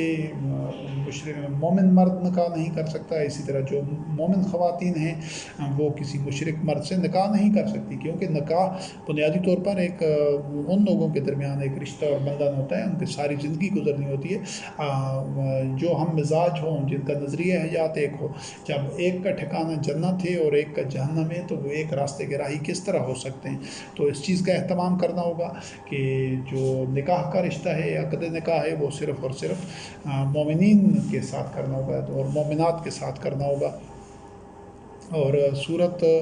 عنکبوت کی آیت نمبر 8 ہے جس میں اللہ رب کریم نے والدین سے متعلق فرمایا وَإِن جَاهَدَاكَ لِتُشْرِكَ بِي مَا لَيْسَ لَكَ بِهِ عِلْمٌ فَلَا تُطِعْهُمَا، اگر تمہارے والدین بھی تمہیں کہیں کہ تم اللہ کے ساتھ کسی کو شریک ٹھہراؤ جس کا کہ تمہیں علم ہی نہیں ہے، کیونکہ اللہ کے ساتھ کوئی اور شریک ہے نہیں، تو ان والدین کی اطاعت بھی نہیں کرنی۔ ویسے ان کے ساتھ بھلائی کا معاملہ کرنا ہے، دنیاوی امور میں ان کے ساتھ ایک حسن سلوک کرنا ہے، خاص طور پر جب وہ بڑھاپے میں ہوں، لیکن ان کی اطاعت نہیں کرنی۔ اگر وہ باطل کا حکم دیں اور شرک کا कम दें तो। और सूरत अल-अनआम की आयत नंबर 70 है। रब करीम ने फरमाया वज़रन्नज़ीन तख़ज़ू दीनहुम लाइबन व लहवन व गररतहुमुल हयातुद दुनिया वज़क्किर बिही अन तुबसला नफ्सुन बिमा कसबत, कि उन लोगों को छोड़ दो जिन्होंने दीन को खेल तमाशा बनाया हुआ है और उनको दुनियावी ज़िंदगी ने धोखे में रखा हुआ है, और इस कुरान के ज़रिए उनको नसीहत कर दो कि वो, ताकि कोई नफ्स भी अपने हाथों की कमाई की बुनियाद पर हलाकत में ना पड़ जाए। यानी जब आपने एक दफ़ा कुरान के ज़रिए उनको एक हदायत और ज़लालत से आगाही दे दी, खैर और शर उनको बता दिया, समझा दिया, तो और वो सिर्फ़ कुरान के ज़रिए ही अल्लाह की आयात की तलावत करके, उनकी किरत करके, उसी के ज़रिए हक़ व बातिल का तयन करना है, खैर व शर को वाज़ेह करना है और ख़ुद फिर वही का इत्तबा करते रहना है, तो वो आपने उन तक पहुँचा दिया। तो उसके बाद फिर ये है कि अगर वो इसको कबूल नहीं करते तो फिर उनके साथ आप शरीक नहीं रह सकते, उनकी मजहबी इज्तिमात में, महफ़िलों में, उनकी पार्टियों में, उनकी जो ऐसी समाजी तकरीबात में उनके साथ आप कर सकते हैं। तो वो दुनियावी अमूर में कोई तिजारत है, लेन देन है या और कोई इस तरह का अमल है जिसका तल्लुक़ वलायत से नहीं है, बल्कि वो कोई कारोबार है, ज़राअत है या कोई और ऐसा मामला है, तो सिर्फ वो तल्लुक़ात उनके साथ रखे जा सकते हैं जो मोमिन नहीं है। फिर सूरत अल-हज्र की आयत नंबर 85 है। अल्लाह रब करीम ने फरमाया वइन्न अस्साअत लआतियतुन फस्फ़ह सफ़हन जमील, ये भी नबी करीम अलैहिस्सलाम रहमतुल लिल आलमीन ख़ातमुन नबिय्यीन को हुक्म दिया गया है कि आप उनसे आसान अंदाज से अलहदगी इख्तियार करें। यानी अगर आपके मुखालिफिन जब ये फ़ैसला कर चुके हैं कि उन्होंने अपना मज़हब नहीं छोड़ना, अपना दीन नहीं छोड़ना, वो शिरक पर या कुफ़र पर ही या अपने वो एक एथियस्ट होने पर, देहरिया होने पर ही वो जमे हुए हैं, डटे हुए हैं, वो वही का इत्तबा नहीं करना चाहते, वो अपने आबा के रास्ते पर, मज़हब आबा पर चलना चाहते हैं, तो आपने फिर उनसे अलहदगी करनी होती है, फिर उनके साथ तबानाइयाँ और वक्त बर्बाद नहीं करना होता। उलझाओ और मुनाजरे और दलाइल और फिर गैर ज़रूरी, ये इस चीज़ की दीन में कोई गुंजाइश नहीं है। और सूरत अल-मुज़म्मिल की आयत नंबर 10 है वस्बिर अला मा यक़ूलूना वहजुरहुम हजरन जमीला, कि वो फिर जो कुछ भी कहते रहें उस पर आप सब्र करेंगे और उनसे आसान अंदाज से अलहदगी इख्तियार करनी, यानी लड़ाई झगड़ा या बदज़ुबानी, बदकलामी या किसी की इज़्ज़त नफ्स को मजरूह करना या कोई गालम गलोच, मोमिन ऐसा कोई रवैया इख्तियार नहीं कर सकता। उसने अलहदगी इख्तियार करनी होती है, फिर भी बड़े तहम्मुल के साथ, बड़े वक़ार के साथ और बड़े तकरीम के साथ। रास्ते अपने अपने होते हैं, लेकिन अखलाक से गिरी हुई बात या कोई इस तरह की जो मुआशरे में किसी को अज़ियत देना, इस चीज़ का मोमिन तसव्वुर भी नहीं कर सकता, क्योंकि उसने अल्लाह वहदहू ला शरीक को जवाब देना होता है। और सूरत आल इमरान की आयत नंबर 179 है, उसमें अल्लाह रब करीम ने फरमाया मा कानल्लाहु लियज़रल मोमिनीना अला मा अंतुम हत्ता यमीज़ल खबीसा मिनत तय्यब, कभी भी ऐसा नहीं हुआ कि ये खबीस और तैयब इकट्ठे चलते रहें हमेशा, नहीं, ये यूँ ही वक्त गुज़रता जाता है, मुख्तलिफ़ उतार चढ़ाव आते हैं, नशेब व फराज आते हैं, मुख्तलिफ़ किस्म के गर्म सरद का माहौल आता है, आजमाइश और इब्तला का वक्त होता है, तो उसमें तैयब और खबीस अलहदा होते जाते हैं। जो अपने ईमान के वादे में सच्चे होते हैं, सादिक होते हैं, वो हर मुश्किल वक्त घड़ी में वो चट्टान की तरह साबित कदम रहते हैं, और जो खबीस होते हैं वो ज़बानी इकरार तो कर रहे होते हैं अल्लाह पर ईमान का और अपनी जान माल अल्लाह रब करीम को बेचने का, लेकिन वो हर मरहले पर पीछे रहना चाहते हैं, जान बचाना चाहते हैं, वो मादी मफादात से चिमटे रहना चाहते हैं, वो तकलीफ़ में नहीं पड़ना चाहते, वो तन आसानी चाहते हैं, वो काहनी का मुजाहरा करते हैं। ये ऐसे लोग खबीस होते हैं, और ये शुरू में तो इकट्ठे हो सकते हैं, लेकिन बतदरीज ये खबीस अपनी हरकत की वजह से पहचाने जाते हैं और इनको निकाल दिया जाता है, धुतकार दिया जाता है, और ये तय्यबीन से यानी मोमिनीन से ये छट कर अलहदा हो जाते हैं। तब वो फैसला हो जाता है कि वो अपने मुंतकी अंजाम तक पहुँचते हैं। और इसके बाद ये सूरत अल-माइदा की आयत नंबर 54 है, इसमें अल्लाह रब करीम ने फरमाया या अय्युहल्लज़ीना आमनू मन यर्तद्द मिनकुम अन दीनिही फसौफ़ यअतिल्लाहु बिक़ौमिन युहिब्बुहुम व युहिब्बूनहु अज़िल्लतिन अलल मोमिनीना अइज़्ज़तिन अलल काफ़िरीन, कि ईमान वालों अगर तुम में से कोई मुर्तद हो जाता है अपने दीन में से, तो अल्लाह रब करीम ऐसी कौम को ले आएगा جو اللہ رب کریم سے محبت کرنے والے ہوں گے اور اللہ ان سے محبت کرنے والا ہوگا، وہ مومنین کے ساتھ بڑے نرم مزاج ہوں گے اور کفار کے مقابلے میں بڑے سخت اور قوت اور غلبے والے اور بڑی ان میں شدت اور سختی ہوگی۔ تو یہاں ایک تو یہ واضح ہو گیا کہ یہ جو شیاطین کا گھڑا ہوا باطل مذہب ہے، اس میں انہوں نے مرتد کی سزا قتل رکھی ہوئی ہے۔ قرآن کریم میں مرتد کی سزا قتل نہیں ہے، یعنی مرتد کی سزا قتل قرار دینے کا مطلب ہے کہ لوگوں کو جبراً اسلام میں رکھا جاتا ہے، اور یہ بالکل باطل نظریہ ہے، اور اگر کوئی اسلام چھوڑتا ہے تو اور اس کو قتل کر دیا جاتا ہے تو یہ کسی ایک انسان کا ناحق قتل ہے۔ ایسا کرنا بھی ساری انسانیت کو قتل کرنے کے مترادف ہے۔ تو یہ ان کا اپنا شیاطین کا گھڑا ہوا ایک عقیدہ ہے یا سزا ہے یا یہ ایک حکم ہے، جس کو وہ اسلام کا نام دیتے ہیں اور اس کو نبی کریم علیہ السلام سے معاذ اللہ منسوب کرتے ہیں۔ تو مرتد کی سزا دین میں قتل نہیں ہے، اور اللہ رب کریم نے فرمایا کہ اگر اے ایمان والوں تم اپنے دین سے پھر جاؤ گے، مرتد ہو جاؤ گے، تو اللہ رب کریم ایسے قوم کو لے آئے گا جو اللہ سے محبت کرنے والی ہوگی اور اللہ ان سے محبت کرنے والا ہوگا۔ تو ان کی پہچان کیا ہوگی کہ مومنوں کے ساتھ بڑے نرم ہوں گے، لیکن کفار کے مقابلے میں بہت سخت اور بہت قوی اور ایک نہ جھکنے والے کردار کے طور پر سامنے ہوں گے۔ تو یہ دونوں صورتیں ہونا ضروری ہیں۔ پھر سورۃ الفتح آیت نمبر 29 میں بھی اللہ رب کریم نے محمد رسول اللہ علیہ السلام والذین معہ سے متعلق فرمایا اشداء علی الکفار اور رحماء بینہم، کہ وہ جو محمد رسول اللہ علیہ السلام اور ان کے جو ساتھی تھے رضوان اللہ علیہم، وہ کفار کے مقابلے میں بڑے سخت تھے، بڑے ایک شدت تھی ان کے اندر، یعنی کوئی ڈھیلے نہیں پڑتے تھے، کوئی نرمی نہیں رکھتے تھے، کوئی ان کے جھکتے یا دبتے نہیں تھے، یا ان کو کوئی خوف نہیں تھا، جبکہ مومنین آپس میں بڑے رحما، بڑے نرم مزاج، نرم دل اور نرم گفتار تھے۔ اور یہ وہ مستقل رویہ ہے جس کو اس دور کے لیے نہیں بلکہ قیامت تک آنے والے مومنین کے لیے یہ ایک رہنما اصول ہے، ان کو آپس میں اسی طرح ہی رہنا ہوتا ہے۔ اور پھر اس کے بعد یہ سورۃ المجادلہ کی آیت نمبر 22 ہے، جس میں اللہ رب کریم نے فرمایا لا تجد قوما یؤمنون باللہ والیوم الآخر یوادون من حاد اللہ ورسولہ ولو کانوا آباءهم او ابناءهم او اخوانهم او عشیرتهم اولئک کتب فی قلوبهم الایمان وایدهم بروح منہ ویدخلهم جنات تجری من تحتها الانہار خالدین فیہا رضی اللہ عنہم ورضوا عنہ اولئک حزب اللہ۔ تو یہ تم ایسی کوئی قوم نہیں پاؤ گے کہ جو اللہ اور آخرت پر ایمان رکھتی ہو، اور پھر وہ ان کے ساتھ جو اللہ کے ساتھ لڑائی کرنے والے ہیں، جو اللہ کے دشمن ہیں، ان کے ساتھ وہ دوستی کے تعلقات رکھیں، یعنی جو اللہ اور رسول کے خلاف لڑ رہے ہیں۔ تو مومنین جو اللہ پر ایمان رکھنے والے ہیں وہ ایسے لوگوں سے دوستی نہیں کر سکتے،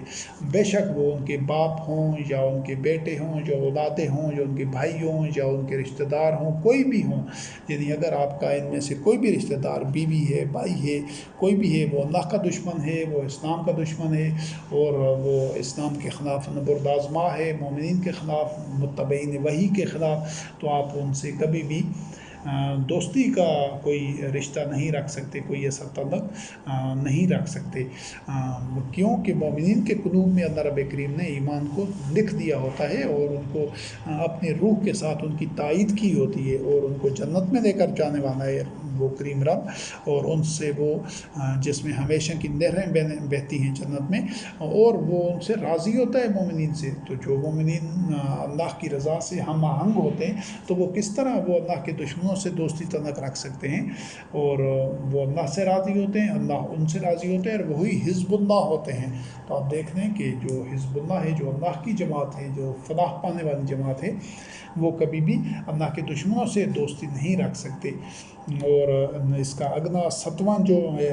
جو اس کا ضمنی موضوع ہے وہ یہ ہے کہ صبر و صلات سے استعانت حاصل کرنا،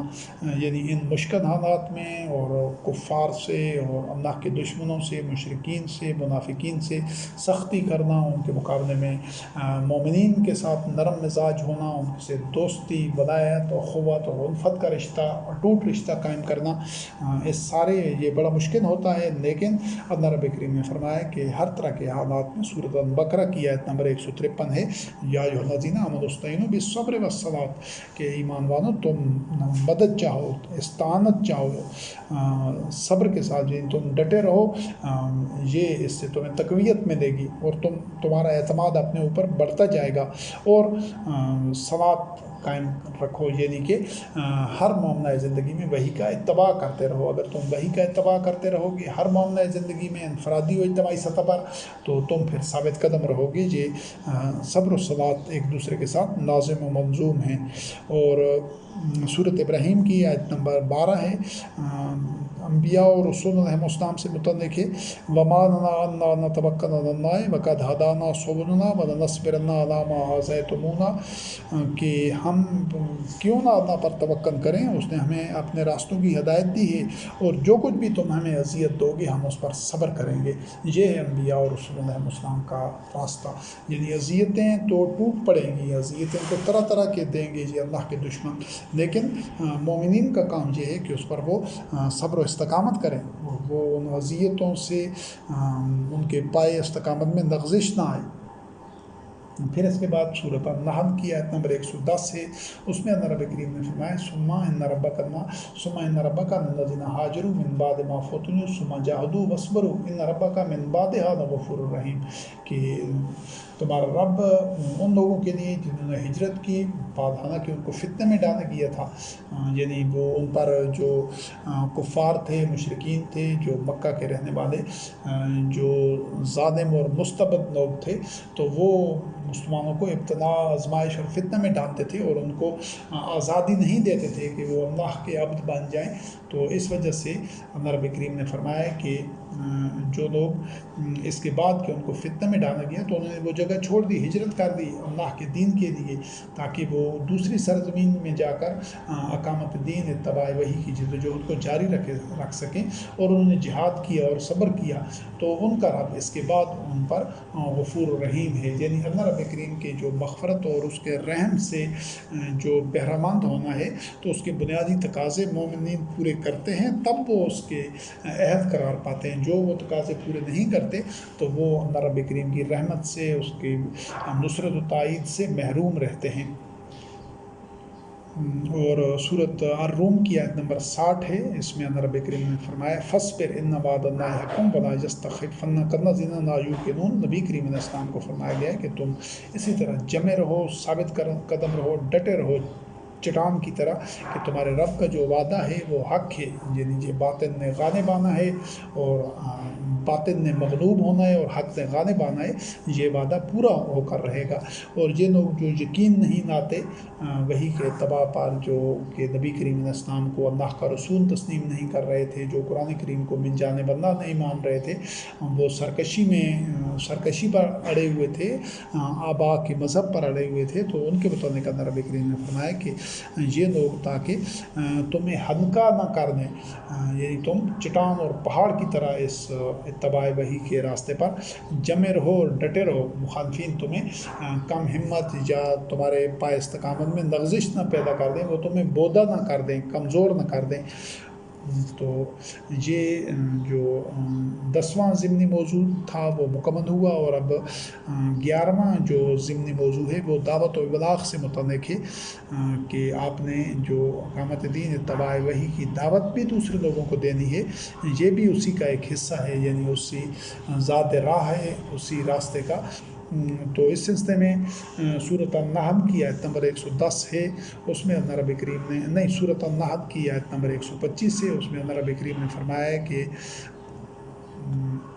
उदू इला सबील रब्बिका बिल हिकमति वल मौइज़तिल हसनति वजादिलहुम बिल्लती हिय अहसन, कि अल्लाह के रास्ते की तरह ये जो वही के इत्तबा का रास्ता है, ये सबीलुल्लाह है, ये रब का रास्ता है, हिकमत के साथ लोगों को बुलाना है और आसन वाज के ज़रिए और आसन अंदाज, यानी वही के ही दलाइल देने हैं। अगर वो दलाइल मांगते हैं या सुनते हैं, किसी के साथ उलझना नहीं है, तल्ख़ कलामी नहीं करनी, और किसी के साथ अखलाक से गिरी हुई कोई गुफ्तगू नहीं करनी, किसी की दिल आज़ारी मकसद नहीं है,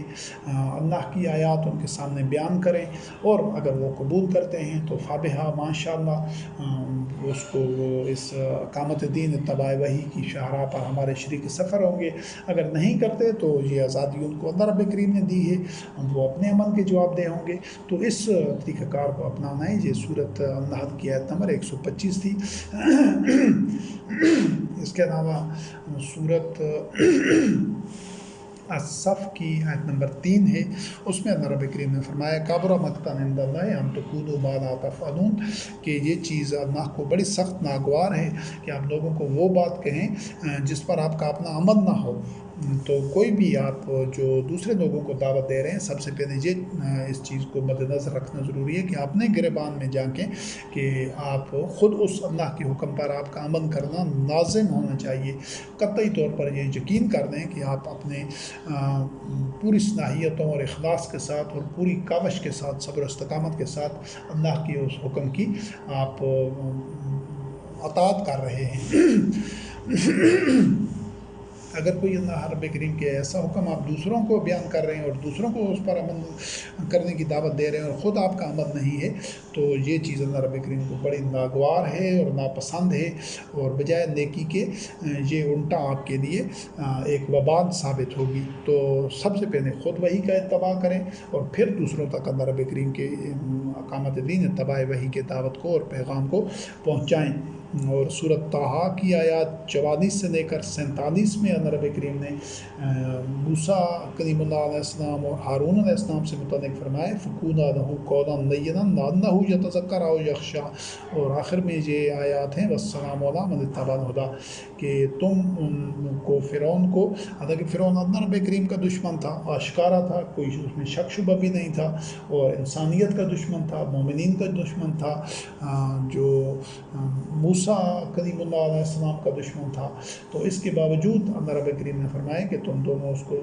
ساتھ نرمی سے بات کرو۔ ہو سکتا ہے کہ وہ اللہ رب کریم کی آیات سے، اس کے حکم سے کوئی نصیحت حاصل کرے، یا وہ اس کے جو اپنی اس کی روش ہے، اس کے غلط انجام سے وہ ڈر جائے، اس کے دل میں خشیت پیدا ہو، اور اس سے کہنا کہ ہدایت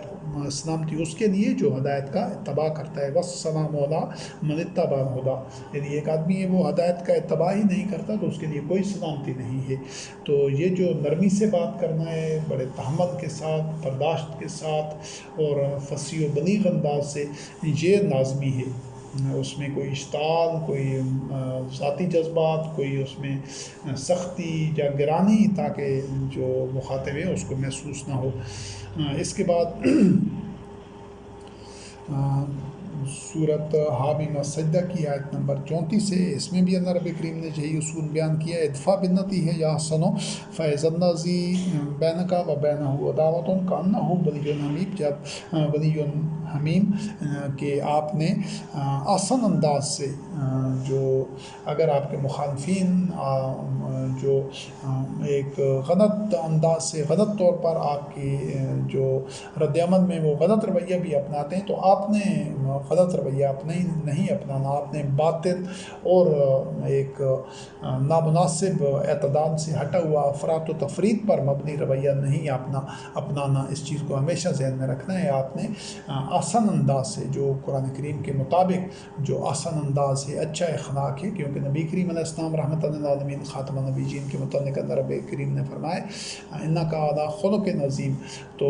بلند ترین اخلاق پر نبی کریم علیہ السلام فائز تھے۔ تو ہم نے انبیاء اور رسول علیہ السلام کے اسوہ حسنہ پر عمل کرنا ہے، تو مخالفین کے ساتھ بھی اعلیٰ اخلاق کا مظاہرہ کرتے ہوئے ان سے معاملہ کرنا ہے۔ اگر وہ وحی کے اتباع پر آمادہ ہوتے ہیں تو فابہا، ماشاء اللہ، وہ اقامت دین اتباع وحی کے اس سفر میں ہمارے شریک سفر ہوں گے۔ اگر وہ نہیں آتے ہیں تو یہ آزادی ان کو اللہ رب کریم نے دی ہے۔ آپ یا ہم یا کوئی بھی بندہ ان پر کوئی نہ تو دروغہ ہے، نہ نگران ہے، نہ کوئی ان پر جبراً ان سے وہ ان کو ہدایت پر لا سکتا ہے۔ تو اس کے بعد مومنین سے متعلق سورۃ القصص میں تاکہ آپ کے جو مخالفین ہیں جب آپ آسان انداز سے بات کریں گے تو آسان طریقہ اپنائیں گے اقامت دین اتباع وحی کی اس انظار کا اور ابلاغ کا، تو ہو سکتا ہے کہ جس کے اور آپ کے درمیان ایک عداوت ہے وہ آپ کا گہرا دوست بن جائے، ولی بن جائے، ولی الحمید پکا دوست بن جائے، یعنی کہ وہ بھی اقامت دین اتباع وحی کے راستے پر آ جائے۔ اور اس کے بعد مومنین سے متعلق اللہ رب کریم نے فرمایا بَإِذَا سَمِعُوا اللَّغْوَ أَعْرَضُوا عَنْهُ وَقَالُوا لَنَا أَعْمَالُنَا وَلَكُمْ أَعْمَالُكُمْ سَلَامٌ عَلَيْكُمْ لَا نَبْتَغِي الْجَاهِلِينَ،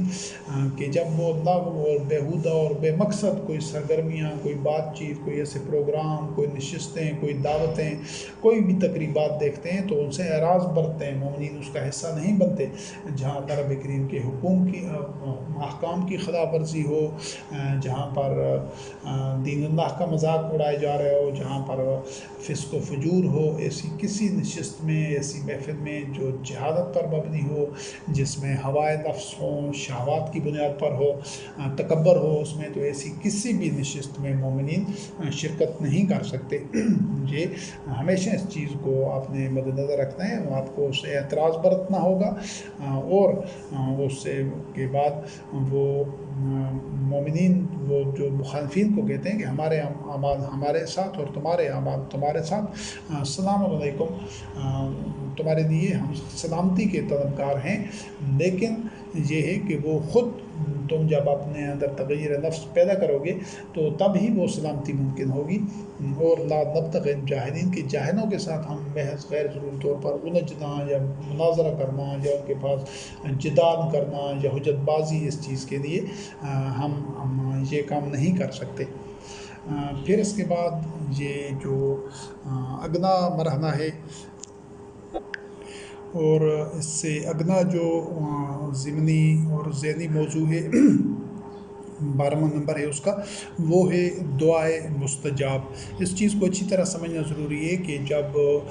مومنین یہ سارے مراحل اور سارے سنگ مین عبور کر کے آ چکے ہوں گے، وہ باہمی الفت بھی ہوگی ان میں، اور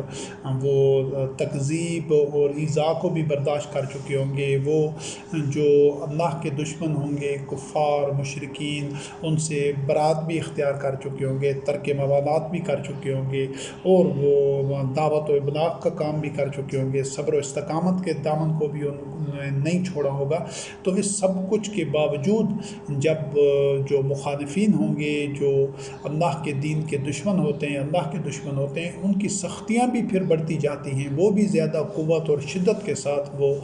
اس سارے نظام کو سبوداج کرنے میں ان کا ظلم بھی ساتھ ساتھ بڑھتا جاتا ہے۔ مومنین میں صبر و استقامت بڑھتی ہے، جب صبر و استقامت میں اضافہ ہوتا ہے اور مومنین کی قوت میں اضافہ ہوتا ہے، تو جو مخالفین ہوتے ہیں وہ بھی ایڑی چوٹی کا زور لگا رہے ہوتے ہیں۔ تو اس مرحلے میں جا کر جب ہم اس نہج تک حالات پہنچ جاتے ہیں تو پھر انبیاء اور رسول علیہ السلام کا جو اسوہ حسنہ ہے اس کے مطابق یہ سورۃ ابراہیم کی آیت نمبر 15 ہے، یہ جو عنوان ہے، ذہنی عنوان، وہ ہے دعائے مستجاب، یعنی ایسی دعا کرنی ہوتی ہے جو اللہ وحدہ لا شریک کی بارگاہ سے اس دعا قبول ہوتی ہے، اور اللہ رب العزت اس دعا کے مطابق ہی جو مخالفین ہیں ان کو عبرتناک انجام سے دوچار کرتا ہے اور ان کے ساتھ معاملہ کرتا ہے۔ انبیاء اور رسول علیہ السلام سے متعلق اللہ رب کریم نے فرمایا وَاسْتَفْتَحُوا وَخَابَ كُلُّ جَبَّارٍ عَنِیدٍ، کہ انبیاء اور رسول علیہ السلام سے اللہ نے اللہ سے فتح کی دعا کی کہ اللہ اب ہمارے اور ہمارے مخالفین کے درمیان فیصلہ فرما دے، معاملات کو منطقی انجام تک پہنچا، یعنی ان کو تباہی سے دوچار کر دے۔ تو ان کی دعا قبول ہوئی، اور اللہ رب کریم نے تمام سرکشوں کو جو حدود فراموش تھے، جو استبداد کی بنا پر ظلم کے ارتکاب کر رہے تھے، متکبر تھے اور سرکش تھے، تو ان لوگوں کو اللہ رب کریم نے تباہ و برباد کر دیا۔ اور اسی طرح یہ سورۃ نوح کی یہ تھی، سورۃ ابراہیم کی آیت نمبر 15، اور پھر آگے سورۃ نوح کی آیت نمبر 26 میں بھی اللہ رب کریم نے نوح علیہ السلام سے متعلق فرمایا، یہ تو تمام رسول سے متعلق تھا کہ انہوں نے اللہ سے فتح کی دعا کی، فتح کا مطلب معاملہ کھول دینا، واضح کر دینا، فیصلہ کر دینا دو ٹوک انداز سے، تو اس کے لیے دعا کرنی ہوگی مومنین کو۔ اور نوح علیہ السلام کی متعلق اللہ رب کریم نے فرمایا وَقَالَ نُوحٌ رَبِّ لَا تَذَرْ عَلَى الْأَرْضِ مِنَ الْكَافِرِينَ دَيَّارًا، اے اللہ اس زمین پر کافروں کا ایک گھر بھی باقی نہ رکھ۔ تو یہ بڑا کٹھن مرحلہ ہوتا ہے، لیکن یہ انبیاء اور رسول علیہ السلام کا اسوہ حسنہ ہے، اور آپ کو آخری مرحلے میں جا کر اللہ رب العزت سے یہ دعا کرنی ہوگی کہ جو اللہ کے دشمن ہیں وہ تباہ ہو جائیں۔ وہ اپنے جب وہ حق کو ٹھکرا چکے ہوتے ہیں، رد کر چکے ہوتے ہیں، اور حق کے نظام کو اور اقامت دین کے سٹرکچر اور میکنزم اور ڈھانچہ کو اور مومنین کو سبوداج کرنا چاہتے ہیں، مٹانا چاہتے ہیں، اس کے لیے وہ ایڑی چوٹی کا زور لگا رہے ہوتے ہیں، تو پھر مومنین ان کے لیے کوئی نرم گوشہ نہیں رکھ سکتے، وہ پہلے سے بھی نہیں رکھ سکتے، لیکن اس مرحلے پر خاص طور پر یہ لازم ہو جاتا ہے کہ ان کی تباہی کے لیے وہ اللہ رب کریم سے مومنین دعا کریں کہ وہ اللہ کے دشمن تاکہ نیست و نابود ہو جائیں اور باطل مٹ جائے۔ یہ نوح علیہ السلام کی دعا تھی۔ پھر شعیب علیہ السلام کی جو دعا کا ذکر ہے سورۃ الاعراف کی آیت نمبر 89 میں، شعیب علیہ السلام نے فرمایا ربنا افتح بیننا و بین قومنا بالحق، اے اللہ ہماری اور ہماری قوم کے درمیان حق کے ساتھ فیصلہ کر دے۔ تو پھر فیصلہ ہو گیا کہ وہ قوم برباد ہو گئی۔ ہر دور میں یہی ہوتا آیا ہے، اور اس کے بعد یہ خود موسیٰ کلیم اللہ علیہ السلام کی دعا آپ دیکھتے ہیں، ربنا، یہ سورۃ یونس کی آیات ہیں 88 اور 89، ربنا اطمس علی اموالہم واشدد علی قلوبہم فلا یؤمنوا حتی یروا العذاب العلیم قد اجیبت دعوتکما فاستقیما ولا تتبعان سبیل الذین لا یعلمون۔ موسیٰ علیہ السلام اور ہارون علیہ السلام نے اللہ رب کریم سے دعا کی، کیونکہ فرعون کی سرکشی بڑھتی جا رہی تھی، وہ انکار کر چکے تھے حق کو قبول کرنے سے، اور ان کا ظلم و استبداد بڑھتا جا رہا تھا۔ تو موسیٰ علیہ السلام اور ہارون علیہ السلام نے، موسیٰ کلیم اللہ علیہ السلام اور ہارون علیہ السلام نے دعا کی کہ اللہ ان کو مسخ کر دے، ان کو ملیا میٹ کر دے، تباہ کر دے، فرعون اور اس کے جو مدعا ہیں، جو اس کے ساتھی ہیں، ان کے مال و دولت کے ساتھ، اور ان کے دلوں کو سخت کر دے کہ وہ ایمان نہ لائیں جب تک کہ وہ عذاب علیم نہ دیکھ لیں، یعنی کہ وہ ایمان نہ لانے کا تو فیصلہ کر چکے تھے فرعون اور اس کے سارے جو حواری تھے، وہ جو اس کے ساتھ والے لوگ تھے، وہ سب کے سب ان میں ان کے وزراء تھے اور دیگر جو اس کا فرعون کو جو رب اور الہ مان چکے تھے، تو وہ سب کے سب ایمان نہ لانے کا فیصلہ کر چکے تھے۔ تو اب ان کے عذاب کے لیے حتیٰ یروا العذاب العلیم، عذاب علیم کے لیے موسیٰ کلیم اللہ علیہ السلام اور ہارون علیہ السلام دعا کر رہے تھے۔ تو اللہ رب کریم نے جواب دیا قد اجیبت دعوتکما، کہ تمہاری دعا قبول کر دی گئی ہے، تم دونوں کی دعا، تم دونوں ثابت قدم رہنا اور ان لوگوں کا راستے پر نہیں چلنا کہ جو لا علم ہیں، جن کو علم نہیں ہے۔ تو یہ آخری مرحلے میں اللہ کے دشمنوں کی تباہی کے لیے دعا کرنی ہوتی ہے اللہ رب کریم سے، تاکہ وہ برباد ہو جائیں۔ اس میں چاہے پھر آپ کے بہن بھائی شامل ہوں، یا آپ کے کوئی آبا و اجداد شامل ہوں، آپ کی اولاد شامل ہو، کوئی بھی شامل ہو، آپ کے عزیز و اقارب، تو ان سب کی نابودی اور بربادی کے لیے آپ کو دعا کرنی ہوگی۔ اور یہ ویسی دعا ہے جو اللہ رب کریم اپنی بارگاہ سے اس کو منظور کرتا ہے، قبول کرتا ہے۔ کانا قد اجیبت دعوتکما، اور جس طرح موسیٰ کلیم اللہ علیہ السلام اور ہارون علیہ السلام نے دعا کی، اسی طرح اللہ رب کریم نے فرمایا کہ اس کو مستجاب کیا، اور ان کے ساتھ وہی کچھ ہوا کہ وہ تباہ ہو گئے۔ تو یہ اللہ رب کریم سے دعا نہ کرنا یہ ایک کمزوری کی علامت ہے، یہ قلوب کے اندر کھوٹے پن کی علامت ہے کہ آدمی باوجود یہ کہ جب حق اور باطل واضح ہو گئے، طیب اور خبیث الگ ہو گئے، وہ اللہ کے دین کو سبوتاج کرنا چاہتے ہیں، مومنین کو انہوں نے اذیتوں میں مبتلا کیا ہوا ہے، ظلم و استبداد کے میں وہ بڑھتے جا رہے ہیں، تو پھر مومن کس وجہ سے، کس چیز کا انتظار کریں گے؟ وہ اللہ رب کریم سے دعا کریں گے، اور وہ دعا انبیاء اور رسول علیہ السلام کرتے آئے ہیں، اور اللہ رب کریم نے وہ ان کی دعاؤں کو مستجاب کیا۔ تو آج بھی انبیاء اور رسول علیہ السلام کی اسوہ حسنہ پر عمل کرتے ہوئے، لیکن وہ دعا پہلے مرحلے میں نہیں ہوگی، وہ آخری مرحلہ ہوگا دعا کا، جب پہلے والے یہ سارے مراحل مومنین طے کر آئیں گے۔ اور اس جو موضوع ہے، آخری جو ضمنی موضوع ہے اس سلسلے میں، وہ 13 نمبر وہ ہے قتال فی سبیل اللہ۔ سورۃ ابراہیم کی آیات 13 اور 14 ہیں۔ فَأَوْحَىٰ عَلَيْهِمْ رَبُّهُمْ لَنُهْلِكَنَّ الظَّالِمِينَ وَلَنُسْكِنَنَّكُمُ الْأَرْضَ مِن بَعْدِهِمْ ذَٰلِكَ لِمَنْ خَافَ مَقَامِي وَعِیدِ۔ اللہ رب کریم نے انبیاء اور رسول علیہ السلام کی طرف وحی کرتے تھے کہ ہم تمہارے جو ظالم ہیں، تمہارے مخالف ہیں، ظالم ہیں، ان کو ہلاک کر دیں گے، اور تمہیں زمین میں وَلَنُسْكِنَنَّكُمْ فِي الْأَرْضِ، اور زمین میں تمہیں سکونت دیں گے، تمہیں بسائیں گے ان کے بعد۔ اور جو بھی اللہ کے سامنے کھڑا ہونے سے ڈرتا ہے تو اس کے لیے یہ وعید ہے، یعنی جو ظلم کرنے سے رک جاتا ہے کہ وہ اللہ رب کریم کا عبد بن جاتا ہے، وہی کا اتباع کرتا ہے، تو وہی اس چیز سے بچ سکتا ہے۔ اور یہ جو قتال کا مرحلہ ہوتا ہے، اس سے متعلق سورۃ انفال کی آیت نمبر 26 ہے۔ وَاذْكُرُوا إِذْ أَنْتُمْ قَلِيلٌ مُسْتَضْعَفُونَ فِي الْأَرْضِ تَخَافُونَ أَنْ يَتَخَطَّفَكُمُ النَّاسُ فَآوَاكُمْ وَأَيَّدَكُمْ بِنَصْرِهِ، کہ اس وقت کو یاد کرو جب تم تھوڑے تھے اور زمین میں کمزور تھے، اور تمہارے اوپر خوف لاحق رہتا تھا کہ لوگ تمہیں اچک ہی نہ لیں، تو اللہ رب کریم نے پھر تمہیں پناہ دی، یعنی کہ وہ جو عبوری دور تھا، جو ایک ابتلا اور اذیت کا اور مصائب کا دور تھا، اس میں سے پھر تمہیں اللہ رب کریم نے پناہ دی، بچایا اور تحفظ دیا۔ اور مدینہ میں جس طرح محمد رسول اللہ علیہ السلام نے اقامت دین، اتباع وحی کا جو ایک اسٹرکچر اسٹیبلش کیا، ایک گورنمنٹل سسٹم بنایا، اور پھر اللہ رب کریم کی نصرت شامل حال ہوئی۔ تو ہر دور میں، ہر طرح کے حالات میں اللہ رب کریم راستے پیدا کر دیتا ہے مومنین کے لیے، اور ان کی نصرت کرتا ہے اور ان کو قوت دیتا ہے۔ لیکن جو ابتدا کے مراحل ہوتے ہیں وہ بڑے مشکل ہوتے ہیں، ان میں مومنین نے صبر و استقامت کے ساتھ وہ کڑے مراحل اور مشکل مراحل میں سے گزرنا ہوتا ہے۔ سورۃ الصف کی آیت نمبر 4 ہے۔ ان اللہ یحب الذین یقاتلون فی سبیلہ صفا کانہم بنیان مرصوص،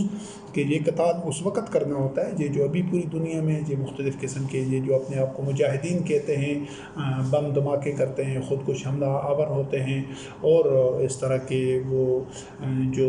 لوگوں کو چھپ کر نقصان پہنچاتے ہیں غاروں میں اور چہرے چھپا کر، یہ قطعاً اس میں سے کوئی بھی یہ جہاد فی سبیل اللہ یا قتال فی سبیل اللہ نہیں ہے، بلکہ یہ فساد فی الارض ہے۔ کیونکہ مومنین جب قتال کرتے ہیں تو وہ میدان میں آ کر طیب اور خبیث علیحدہ ہو کر، وہ حق کے ترجمان بن کر، وہ سارے مراحل طے کر کے الہکم الہ واحد کی ساری قیمت ادا کر کے آ رہے ہوتے ہیں، اور معاشرے میں لوگ ان کو پہچانتے ہیں، ان کا کردار دیکھ رہے ہوتے ہیں، ان کا عمل دیکھ رہے ہوتے ہیں، ان کا نظریہ حیات دیکھ رہے ہوتے ہیں، تب حق اور باطل آمنے سامنے آتے ہیں۔ یہ جو غاروں میں چھپ کر، پہاڑوں میں چھپ کر، اور ایک خفیہ سازشیں کر کے، منصوبے بنا کے بے گناہ لوگوں کو بے جرم مار دینا، یہ فساد فی الارض ہے۔ یا جبراً لوگوں کو یہ چاہنا، جس طرح مختلف تنظیمیں ایسی ہیں کہ یہ تعصب کی بنیاد پر کہ وہ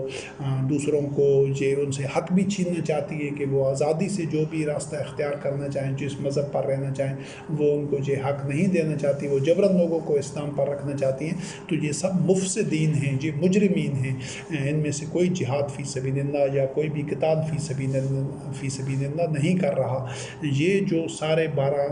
مراحل اس موضوع میں، ان 2 نشستوں میں بیان کیے گئے ہیں، جو ان سارے مراحل میں سے ہو کر گزرے گا، وہ اس کی جو قتال کرنا ہوگا وہ قتال فی سبیل اللہ ہوگا، جب وہ جہاد فی سبیل اللہ کے مرحلے سے گزر چکا ہوگا، اور وہ سارے لوگ، سارے اہل معاشرہ اس کے کردار کو، ان کے عمل کو، ان کی اخوت کو، ان کے اخلاص کو، ان کے نظریہ حیات کو، ان کے سارے سٹرکچر کو اور اس کے نتائج کو دیکھ رہے ہوں گے۔ تو یہ جو جس طریقے سے یہ دنیا میں جہاد کے نام پر یا قتال فی سبیل اللہ کے نام پر جو کچھ ہو رہا ہے وہ فساد ہے۔ اور یہ جو مختلف ممالک آپس میں جنگیں لڑتے ہیں اور وہ کہتے ہیں کہ ہمارے جو فوجی ہیں وہ شہید ہیں، وہ بھی قطعاً شہید نہیں ہیں، وہ بھی اللہ کی راہ میں قتال فی سبیل اللہ نہیں کر رہے، بلکہ وہ وطن کے بت کے لیے اپنی جانیں ضائع کر رہے ہیں، اور ان کا جو مرنا ہے، جان دینا ہے، وہ اسلام کے لیے نہیں ہے، وہ باطن کے تحفظ کے لیے۔ یہ وطن بذات خود بت ہے۔ مسلمانوں میں تو مختلف ممالک کا، مختلف پرچموں کا، مختلف ان کے آئین کا اور اس کے دستور کا تصور ہی نہیں ہوتا۔ ان میں تو ایک وحدت ہوتی ہے، ایک امام ہوتا ہے اور ان کا ایک ہی کرنسی ہوتی ہے، ایک ہی ان کا جوڈیشن سسٹم، ایجوکیشن سسٹم، یہ سب کچھ ایک ہونا چاہیے۔ تو ان کی تو دفاعی فوج بھی ایک ہوتی ہے، ایک ہی انہیں امر منکم ہوتا ہے، مختلف انہیں امر ہوتے ہیں اور ایک امام المتقین ہوتا ہے۔ امر بالمعروف کا جو سٹرکچر ہوتا ہے وہ ایک ہی ہوتا ہے تمام مسلمانوں کے لیے۔ تو ایسا تو ابھی کچھ بھی نہیں ہے، لہٰذا جتنے بھی ممالک ہیں ان کے جو فوجی ہیں وہ جو کہتے ہیں کہ ہم اسلام کے لیے، جو اپنے آپ کو مسلمان کہتے ہیں کہ اسلام کے لیے ہم جان دے رہے ہیں، ان میں سے کوئی ایک ملک بھی ایسا نہیں ہے بشمول افغانستان یا ایران جو اپنے آپ کو خاص طور پر سمجھتے ہیں کہ ہم اسلام، ہماری جو مملکت ہے وہ اسلامی ہے، یا سعودی عرب وغیرہ، ان میں سے کوئی 50 کے قریب جتنے ممالک ہیں کوئی ایک بھی ایسا ملک نہیں ہے کہ جس کے جو فوجی ہیں وہ دین اللہ کے لیے اپنی جانیں دے رہے ہوں یا وہ فی سبیل اللہ قتال کر رہے ہوں، وہ اپنے وطن کے بت پر اپنی جان ضائع کر دیتے ہیں، وہ موت کی وادی میں چلے جاتے ہیں اور وہ باطن کے راستے میں لڑتے ہوئے جان دیتے ہیں۔ اس میں کوئی ابہام نہیں ہونا چاہیے۔ تو یہ جو مومنین ہوتے ہیں تو یہ تو اللہ ایسے مومنین کو سے محبت رکھتا ہے جو کہ اللہ کے راستے میں اس طرح قتال کرتے ہیں کہ وہ سیسا پنائی ہوئی دیوار بن کر بنیان و مرصوص، اور بنیان و مرصوص بننے کے لیے وہ تبھی بنیان و مرصوص بن سکتے ہیں جب وہ سارے مراحل طے کر کے آگے ہوں گے۔ ابھی تو ایک ایک جگہ پر جس طرح یہ جو فلسطین میں، کشمیر میں، چیچنیا میں، جو اور مختلف ممالک میں یہ جس کو کہتے ہیں کہ جہاد ہو رہا ہے، کہیں پر بھی جہاد نہیں ہو رہا، یہ تو فساد ہو رہا ہے، تفرقہ بندی ہے، کئی جماعتیں ہیں جو ساری اپنے آپ کو جہادی کہہ رہی ہیں اور ایک دوسرے سے نبردآزما ہیں، ٹکڑے ہیں، ان کے مطلب کوئی ان کی آپس میں انہیں وحدت نہیں ہے اور وہ زمین کے لیے لڑ رہے ہیں، تو وہ اقامت دین کے لیے نہیں لڑ رہے، وہ تو ان کے خود جو عقائد ہیں وہ مشرکانہ ہیں، تو ان کا جہاد کس طرح جہاد فی سبیل اللہ، یا ان کا قتال کس طرح قتال فی سبیل اللہ ہو سکتا ہے۔ پھر سورۃ التوبہ آیت نمبر 123 میں ہے، اللہ رب کریم نے فرمایا یا ایھا الذین آمنوا قاتلوا الذین یلونکم من الکفار ولیجدوا فیکم غلظہ، کہ ایمان والو جو تمہارے قرب و جوار میں کفار ہیں ان کے ساتھ قتال کرو اور وہ تمہارے اندر سختی پائیں۔ یہ بتدریج یہ مراحل ہوتے ہیں کہ مومنین تیاری کے مرحلے سے پھر قوت اللہ رب کریم ان کو بتدریج دیتا ہے، تو پھر وہ تاکہ جو کفار ان کے ساتھ ظلم و استبداد کا رویہ رکھ رہے ہوتے ہیں تاکہ اس کے راستے میں رکاوٹ بنے اور اس کے ظلم کو روکنے کے لیے مومنین ایک جدوجہد کریں، عملی جدوجہد کے طاقت کے ذریعے اپنا دفاع کریں، اور پھر اس کے بعد انہوں نے طاقت کے ذریعے ظلم کو روکنا ہوتا ہے، شر کو روکنا ہوتا ہے، فتنہ کو روکنا ہوتا ہے۔ اور سورۃ الانفال کی آیت نمبر 39 ہے وَقَاتِلُوهُمْ حَتَّىٰ لَا تَكُونَ فِتْنَةٌ وَيَكُونَ الدِّينُ كُلُّهُ لِلَّهِ، کہ ان کے ساتھ قتال کرو جب تک کہ فتنہ ختم نہ ہو جائے اور دین سارے کا سارا اللہ کے لیے نہ ہو جائے۔ تو یہ جو اس کا غلط معانہ ایک نکالتے ہیں اس آیت کا کہ وہ اس وقت تک مخالفین کے ساتھ یا کفار کے ساتھ لڑو جب تک کہ وہ معاذ اللہ مسلمان نہ ہو جائیں۔ ایسا کوئی تصور نہیں ہے دین میں، جبراً کسی کو مسلمان نہیں کرنا، بلکہ وہ اس وقت تک قتال کرنا ہوتا ہے جب کہ وَيَكُونَ الدِّينُ كُلُّهُ لِلَّهِ، کہ دین سارے کا سارا اللہ کے لیے نہ ہو جائے، یعنی ہر بندہ آزاد ہو، کہ کوئی مسلمان رہے، کوئی کافر ہو، کوئی یہود ہو، نصارہ ہو، یہ جو اللہ کا دین یہ ہے کہ ہر انسان کو آزادی حاصل ہو۔ اور یہ جو مشرکین مکہ تھے، کفار تھے، وہ مسلمانوں سے یہ حق غصب کر رہے تھے، اس کے جبر کو اور ان کے یہ حق غصب کرنے کے خلاف قتال کرنا تھا، تاکہ وہ کسی پر بھی جبر نہ کر سکیں، کسی پر ظلم نہ کر سکیں، کہ وہ کوئی کسی کو روک نہ سکے اس کے عقیدہ یا نظریہ زندگی سے۔ اور یہی جبر فرعون بھی کر رہا تھا کہ وہ موسیٰ کلیم اللہ علیہ السلام پر کسی کو ایمان نہیں لانے دے رہا تھا، وہ کہتا تھا کہ میرے اذن سے کوئی ایمان لائے، یعنی وہ ایمان لانے کی اجازت نہیں دیتا تھا۔ تو یہ جو دوسروں پر جبر کرنا ہے یا زبردستی ان کو مسلمان کرنا ہے، یہ شیاطین کا گھڑا ہوا عقیدہ ہے اور شیاطین کا مذہب ہے۔ کسی کو زبردستی مسلمان نہیں کرنا، کوئی جس مذہب پر رہے، جس نظریہ زندگی پر رہے، کوئی یہودی رہے، عیسائی رہے، کوئی ہندو رہے، کوئی سکھ رہے،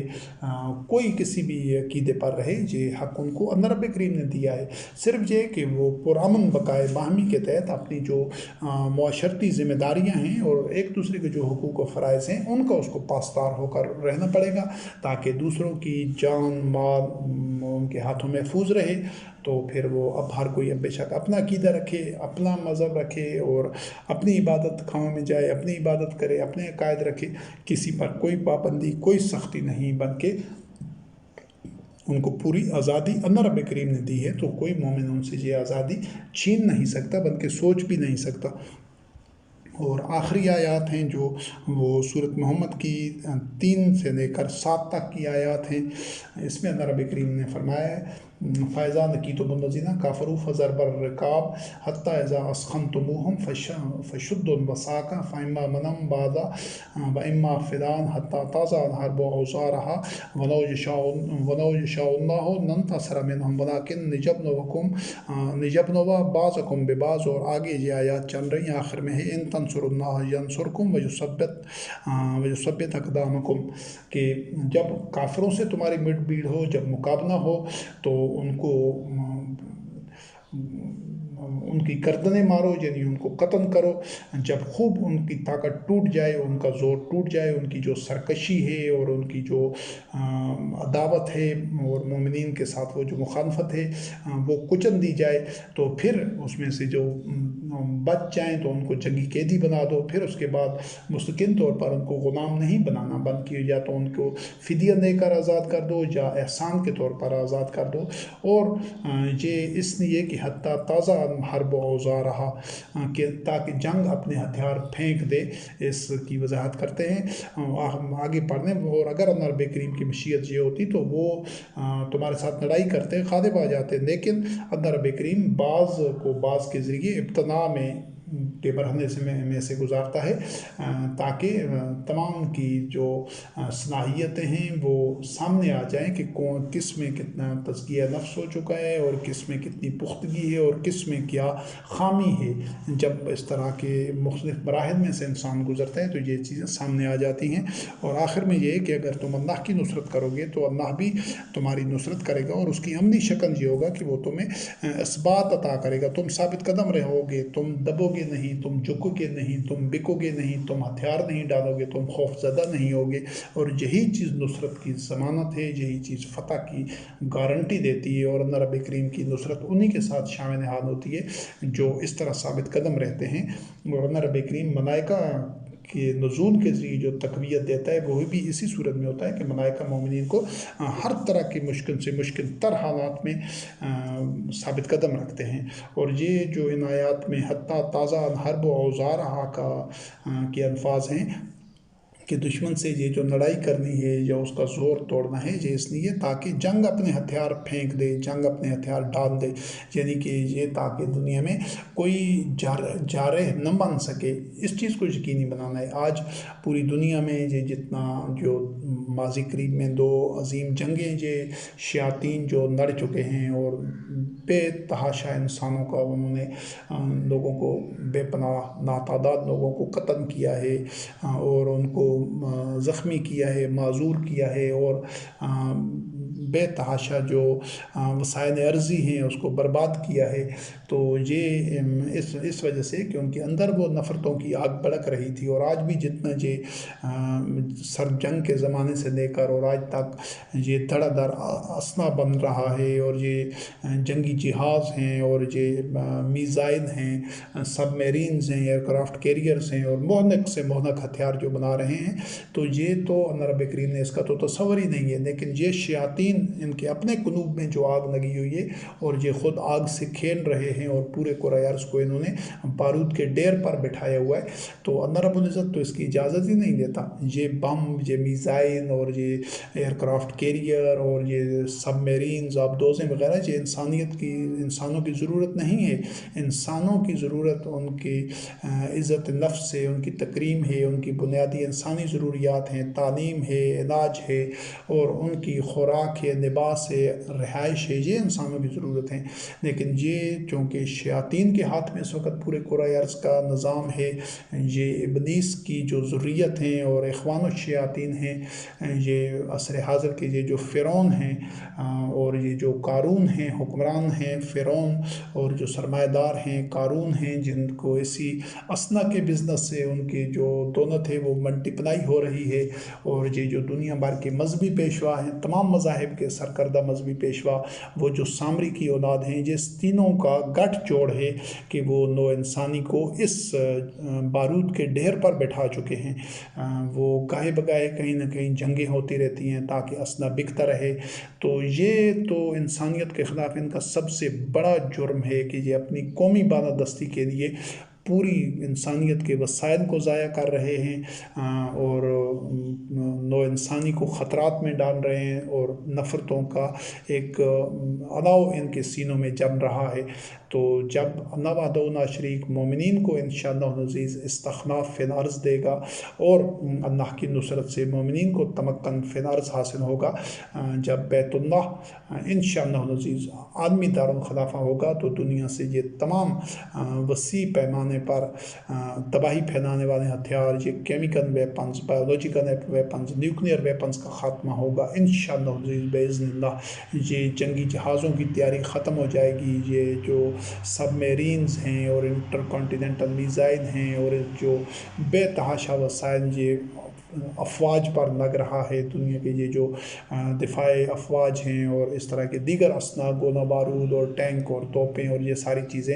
انشاءاللہ العزیز ان کی ضرورت ہی نہیں ہوگی. انسانیت کو ان کی ضرورت نہیں ہے. انسانیت کو بنیادی ضروریات زندگی اس کو میسر ہونی چاہیے، اس کو تکریم ملنی چاہیے، اس کو تعلیم ملنا چاہیے، اس کو عدل و قسط ملنا چاہیے، اس کو علاج معالجہ اور دیگر بنیادی انسانی ضروریات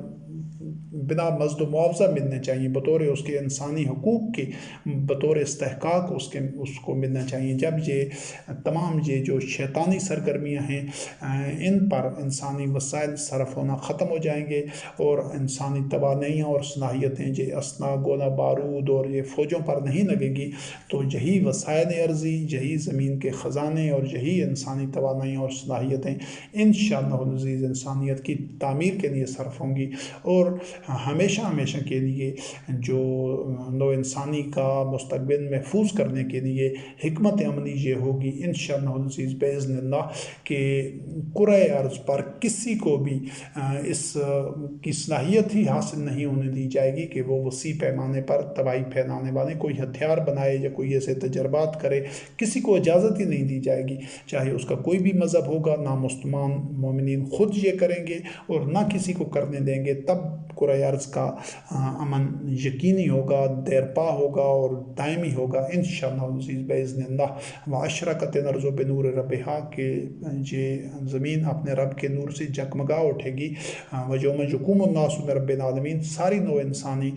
رب العالمین کے لیے قیام کرے گی کہ وہ سب اللہ کو اپنا رب تسلیم کریں گے. تو اللہ کو اپنا رب تسلیم کرنے والے کبھی بھی نو انسانی کی تباہی کے لیے کوئی اس طرح کے اقدام کرنا تو کیا، نہ تو سوچ ہی نہیں سکتے اور اس کی اجازت بھی نہیں دے سکتے. ایسے اقدام کو وہ ہر صورت روکیں گے اور اس کی منصوبہ بندی کریں گے، اس پر نگرانی کریں گے. یہی ہے امتاً وسطاً لتکونوا شہداء علی الناس. اگر صدیوں سے مسلمانوں نے یہ ذمہ داری نبھائی ہوتی تو نہ تو پہلی عالمی جنگ ہوتی، نہ دوسری عالمی جنگ ہوتی، نہ یہ اس طرح کی یہ جو استعماری نظام دنیا میں، یہ قانونیزم کا جو نظام ہے، نہ وہ دنیا میں آتا. لیکن یہ صرف اسی وجہ سے نہیں ہوا کہ مسلمانوں نے اپنی وہ ذمہ داریاں چھوڑ کر وہ پہلے قومی تعصب کا شکار ہوئے، پھر اس کے بعد فرقہ وارانہ تعصب میں اور پھر جماعتی تعصب میں وہ نیچے پستیوں میں آتے ہی آتے گئے. پستیوں میں ایک پستی تک پہنچے، پھر انہوں نے نیچے دیکھا، پھر نچلی اور پستیوں میں چلے گئے. تو الحمدللہ رب العالمین ہم اسی رفتوں کو دیکھ کر اس سفر کا آغاز کر رہے ہیں کہ جس مقام پر اللہ وحدہ لا شریک نے جو محمد رسول اللہ علیہ السلام خاتم النبیین کے متبعین تھے ان کو امتاً وسطاً لتکونوا شہداء علی الناس اور خیر امتاً کی مسند پر منصب پر فائز کیا تھا کہ انہوں نے سارے عالم کے امور کو دیکھنا تھا کہ تاکہ دنیا میں ساری اقوام وہ اپنے پاؤں پر کھڑی ہوں، کوئی کسی پر جارحیت نہ کر سکے، کوئی کسی پر استبداد نہ کر سکے۔ تو ہم الحمدللہ رب العالمین اسی ویژن کو لے کر ہم نے قیام کیا ہے اور اس جدوجہد کا آغاز کیا ہے، اور اس کا جو پہلا سنگ مین ہے وہ یہ ہے کہ ہم بیت اللہ کو ان مشرکین کے تسلط سے آزاد کرا کر اس کو آدمی درون خلافہ بنا کر انشاءاللہ العزیز عالمی طاغوت سے اور یہ شیاطین اور اس کی جو اولیاء شیاطین ہیں اور جو اخوان الشیاطین ہیں، یہ دنیا بھر کے حکمران اور سیاستدان اور دنیا بھر کے جو قارون ہیں، مترفین ہیں، سرمایہ دار ہیں، اور دنیا بھر کے یہ جو مذہبی پیشوا ہیں، یہ جو سامری کی اولاد ہے، ان سب سے ہم نے نوع انسانی کو ان شیاطین سے چھٹکارا دلانا ہے انشاءاللہ العزیز۔ اور یہ پائیدار امن ان سے چھٹکارا دلائے بغیر، ان کو غیر مؤثر کیے بغیر ممکن نہیں ہے۔ ہم ان سے انشاءاللہ العزیز باذن اللہ بنصر اللہ ان سے یہ صلاحیت چھین لیں گے کہ یہ دنیا کے امن کو برباد کر سکیں اور دنیا کو اس طرح بارود کے ڈیر پر بٹھا سکیں ان کی، یا دنیا کو لوگوں کو تفرقہ ان میں پھیلا سکیں، لوگوں کو ایک دوسرے کا دشمن بنائیں، انسانوں کو انسانوں سے لڑا کر خون خرابہ پھیلائیں۔ ہم ان کی یہ نیت رہنے ہی نہیں دیں گے انشاءاللہ العزیز۔ یہ صلاحیتیں ان سے چھین لی جائیں گی اگر انہوں نے خود ارادہ و اختیار سے انہوں نے وہ اس سے دستبردار نہ ہوئے اور یہ اس چیز پر اصرار کرتے رہے کہ وہ زمین میں فساد پھیلاتے رہیں گے، تو پھر ان کی اس صلاحیت کو انشاءاللہ العزیز چھین لیا جائے گا باذن اللہ بنصر اللہ۔ اور یہ اللہ رب کریم کا وعدہ ہے اور اس کے کلمات ہیں اور اس کی سنت ہے، ان تنصر اللہ ینصرکم ویثبت اقدامکم، کہ اللہ رب کریم ان کی نصرت کرتا ہے جو اللہ رب کریم کی نصرت کرتے ہیں۔ والسلام علی من اتبع الہدی۔ اور یہ جو عنوان ہے یہ مکمل ہو گیا ہے، اور انشاءاللہ العزیز اگلی جو نشست ہوگی وہ جو دیگر موضوعات ہیں ان سے متعلق وہ مکمل جو آیات ہیں وہ پیش کی جائیں گی۔ والسلام علی من اتبع الہدی۔